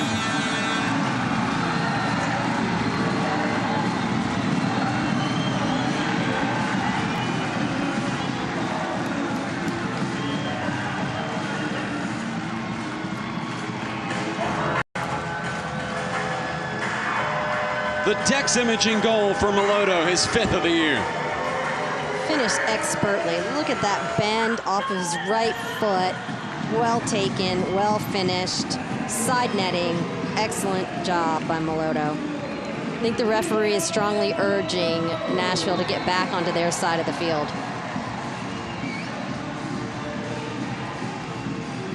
I think Meloto spent a lot of time in this corner with his celebration dance. Is that the Fortnite dance? I think is what he was doing. Is that right? You were asking the wrong person. It's the video game, right? The Fortnite dance? You're the one with the 8-year-old. Yes, I am, but he's not allowed to play that. No Fortnite in our house. Meloto loves to dance. He's done it multiple times on this end of this stadium, and well, that surely will put Atlanta United 2 away. Here's your dance, Ronnie. See? Look. All you young fans, that's what that is. Oh, Jome got in on the action, too. The Fortnite dance. Can you tell Nashville SC is back? Nice little swagger in the corner we just saw there.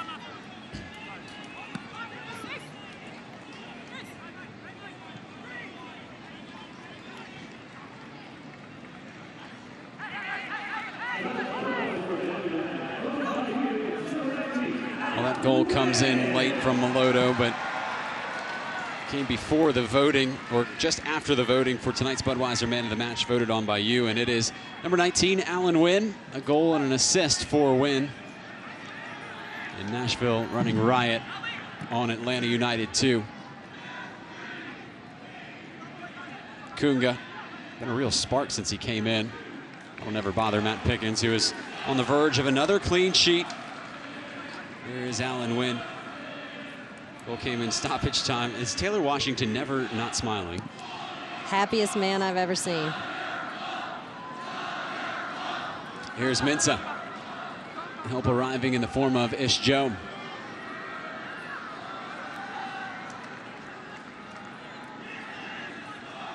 Attack was destroyed by Cochran, who wants to get involved in the attack. And a poor turnover now. Nashville looking for its 4th. Oh, Meloto chopped down, and that is not a good challenge. That definitely warrants a caution. That is not a good tackle by Cochran in a 3-0 game against Nashville's star player. And on a break.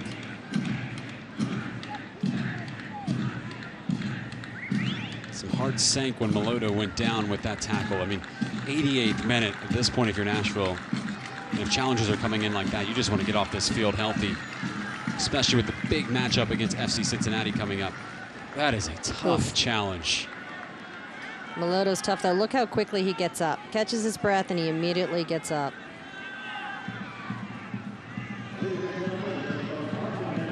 So the yellow card to A.J. Cochran, the captain. A little frustration in that last tackle, I believe.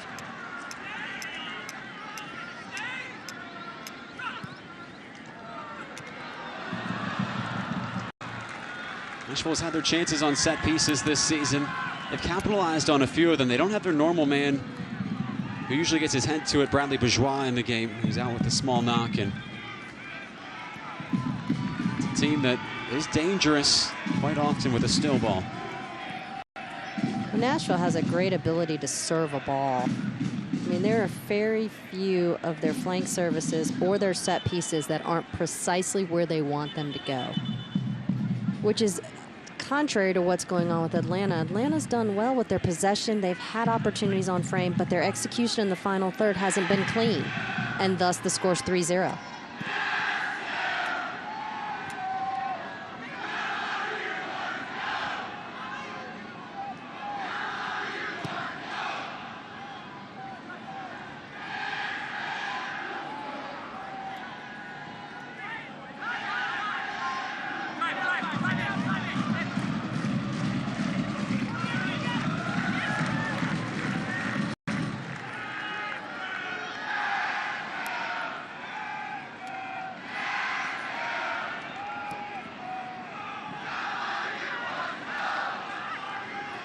Nashville attacking towards their supporters. They're emptying their lungs once more for this team. If you think it's loud right now, just wait for next weekend. I'll be there. Will you be there? Yes. Thanks for asking. Just checking. I know your social calendar is very busy.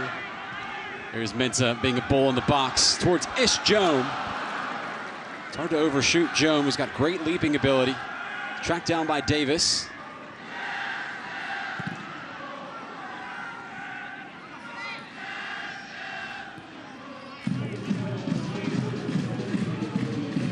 Five minutes of stoppage time. That takes into account the multiple Atlanta United 2 players who went down with injuries. At 3-0, I'm a little surprised to see that there's 5 minutes added. Mensah can track this down, and will the flag stay down? Yes, when he dresses the ball, the flag stays down. He's onside. LaGrassa touches it along. Pumped away by Kendall Moulin.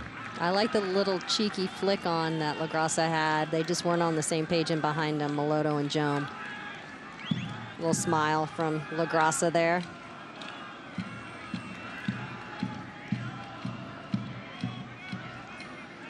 Mensah turns his defender. It's Ropapa Mensah bearing down on the target. He went for goal in glory. And he is a true striker. Yes, he is. Never saw a shot he didn't like. The obvious choice would have been a cutback ball. But don't tell that to the man who is a mythical figure here for Nashville SC. Well, and if you watched him behind him, I actually think that the linesman was signaling a foul against Ropapa on that end line. And he put the flag down and allowed Ropapa to continue to play on and have the advantage since he was so strong and he broke free and had an advantage going to goal. Another attack for Atlanta United 2 dissolves. Mensah picking out LaGrassa. Just enough of his head to it. He's trying to find Lebo Moloto, who had made a long busting run down the field. If he'd been able to center it to his midfielder, it would have been a sure goal. Instead, it's the Coca-Cola corner kick. And now the 93rd minute.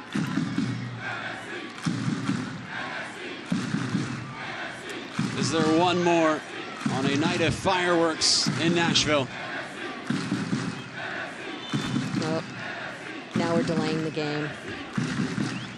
Lebo Moloto is the usual corner kick taker for Nashville. Yes, LaGrassa was wise, stood over it for a little while. Now Luis Guardia, the official, wants to talk to a couple players in the box and just cut it out.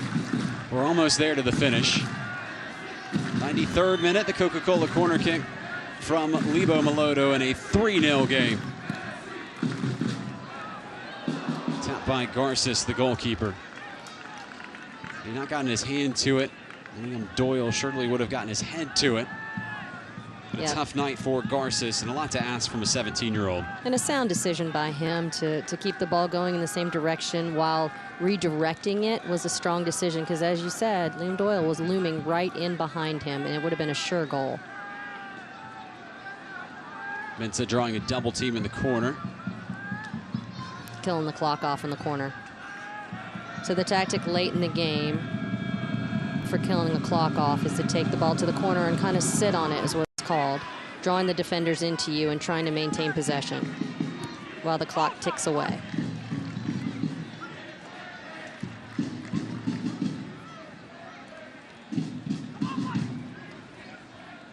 Final 90 seconds of stoppage time. Nashville hunting for a fourth. They have been a dominant side all evening. Lebo Moloto already has a goal.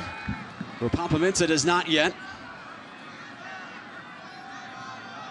Moloto trying to turn in on his defender, Cochran.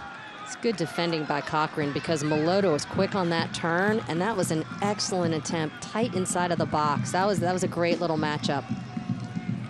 Even though it's a 3-0 game, Nashville's players look like they're on empty. It's been a hot night, and they have battled throughout it. The fans singing a song about Lebo Moloto.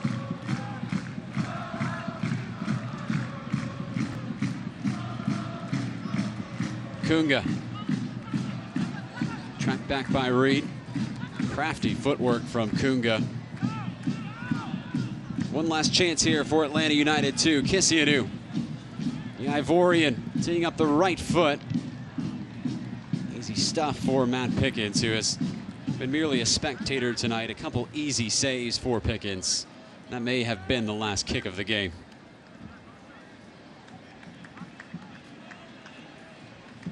Closing seconds of stoppage time. Nashville SC, a thorough performance tonight.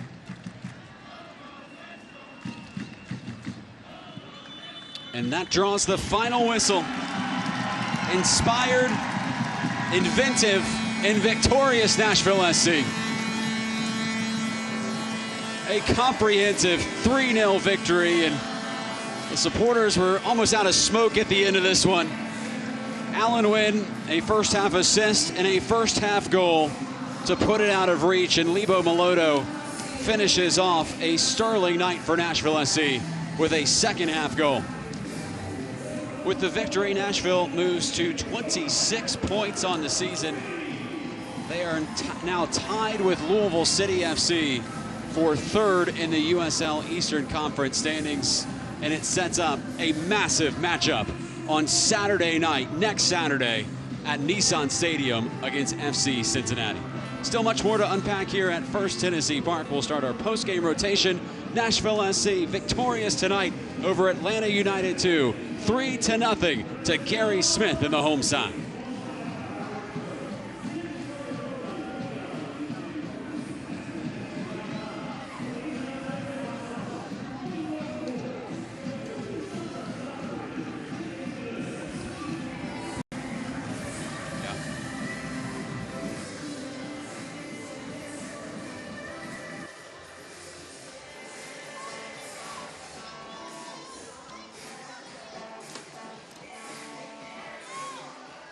Let's do standings.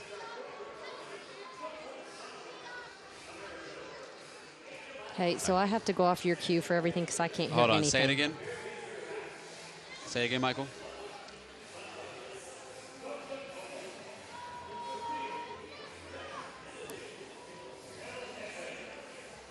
Okay. How long is the roll at?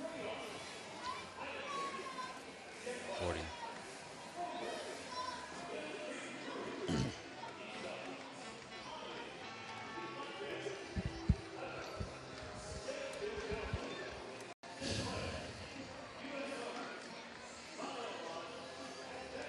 Okay. So, Ronnie, we're going to do a Allen Wynn highlight package. Okay. Then we're going to do stats. Okay. And then we'll do standings. Okay. Do you want me to do the highlights on win and you do stats and standings? Yeah, I'll do stats. And we can talk about that. We got a little time. Okay. Yeah, see, when you started at halftime, I didn't know we were starting. Oh, yeah? I'm glad I just started talking back. Yeah, go for it. Because I couldn't hear anything. Here comes the beer chugging.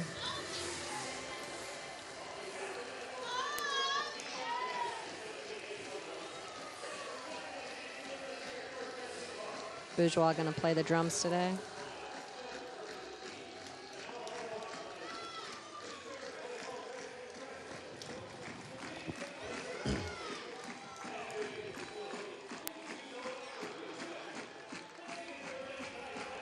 Look at that. Goal. Oh. Goat. Messi. Ronaldo. Ropapa. You got to play that. That's awesome. So good. So good. Look at this. And look at how sweet he is, putting her back up there. Our guy's the greatest. They really are. Okay.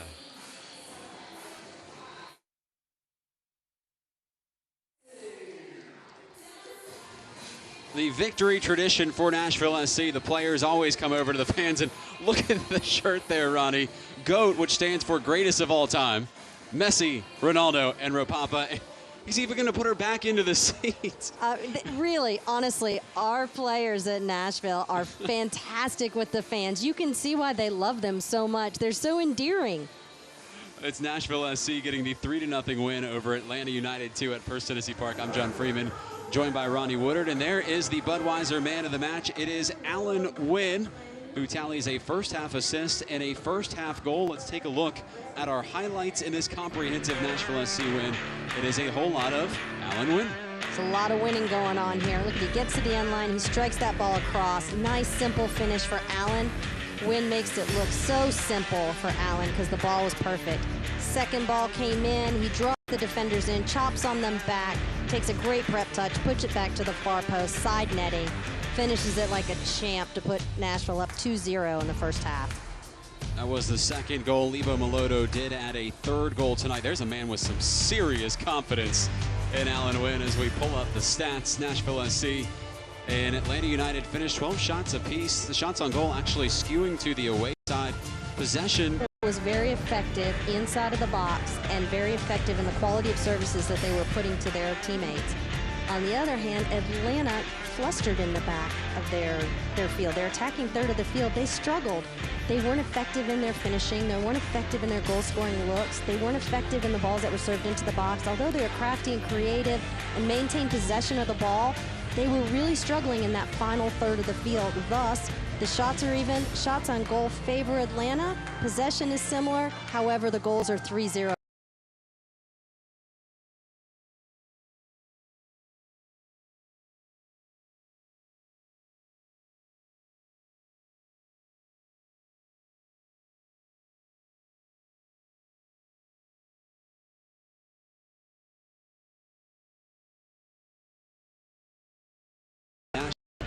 third.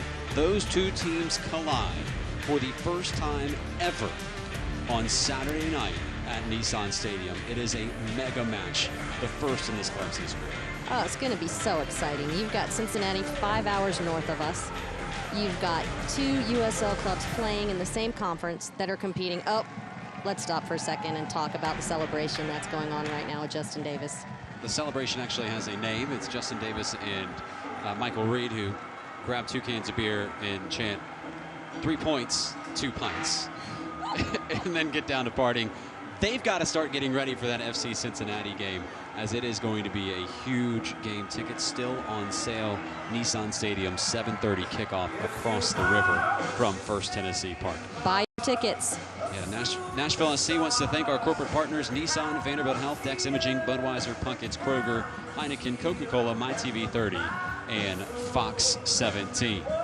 Stay up to date on everything Nashville SC. Visit NashvilleSC.com/fan club and become a member of our free fan club to receive the Nashville SC newsletter, special promotional offers, and discover all the latest team updates.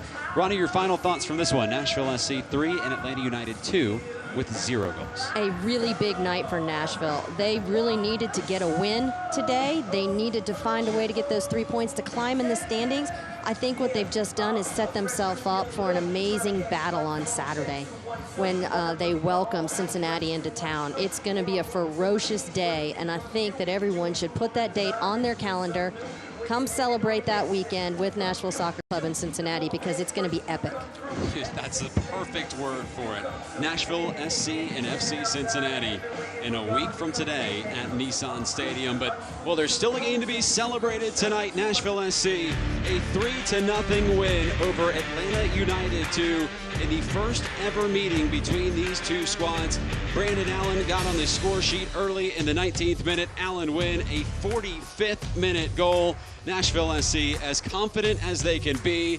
Lebo Maloto with a nasty strike from outside the 18. And the celebration to go with it. Will they be celebrating next week when FC Cincinnati comes to town? We will find out. A mega match on the horizon. But for now, we say so long from First Tennessee Park. where the smoke bombs were active tonight. Nashville SC gets the win over Atlanta United 3-0. For everybody involved in our broadcast, including my partner Ronnie Woodard, I'm John Freeman saying so long. We will talk to you next week. Nashville SC and FC Cincinnati on the horizon.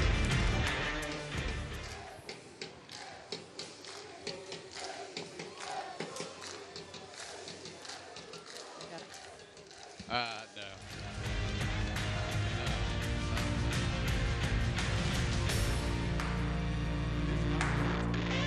United Soccer League may not be retransmitted, rebroadcast, or reproduced without the express written consent of the United Soccer League.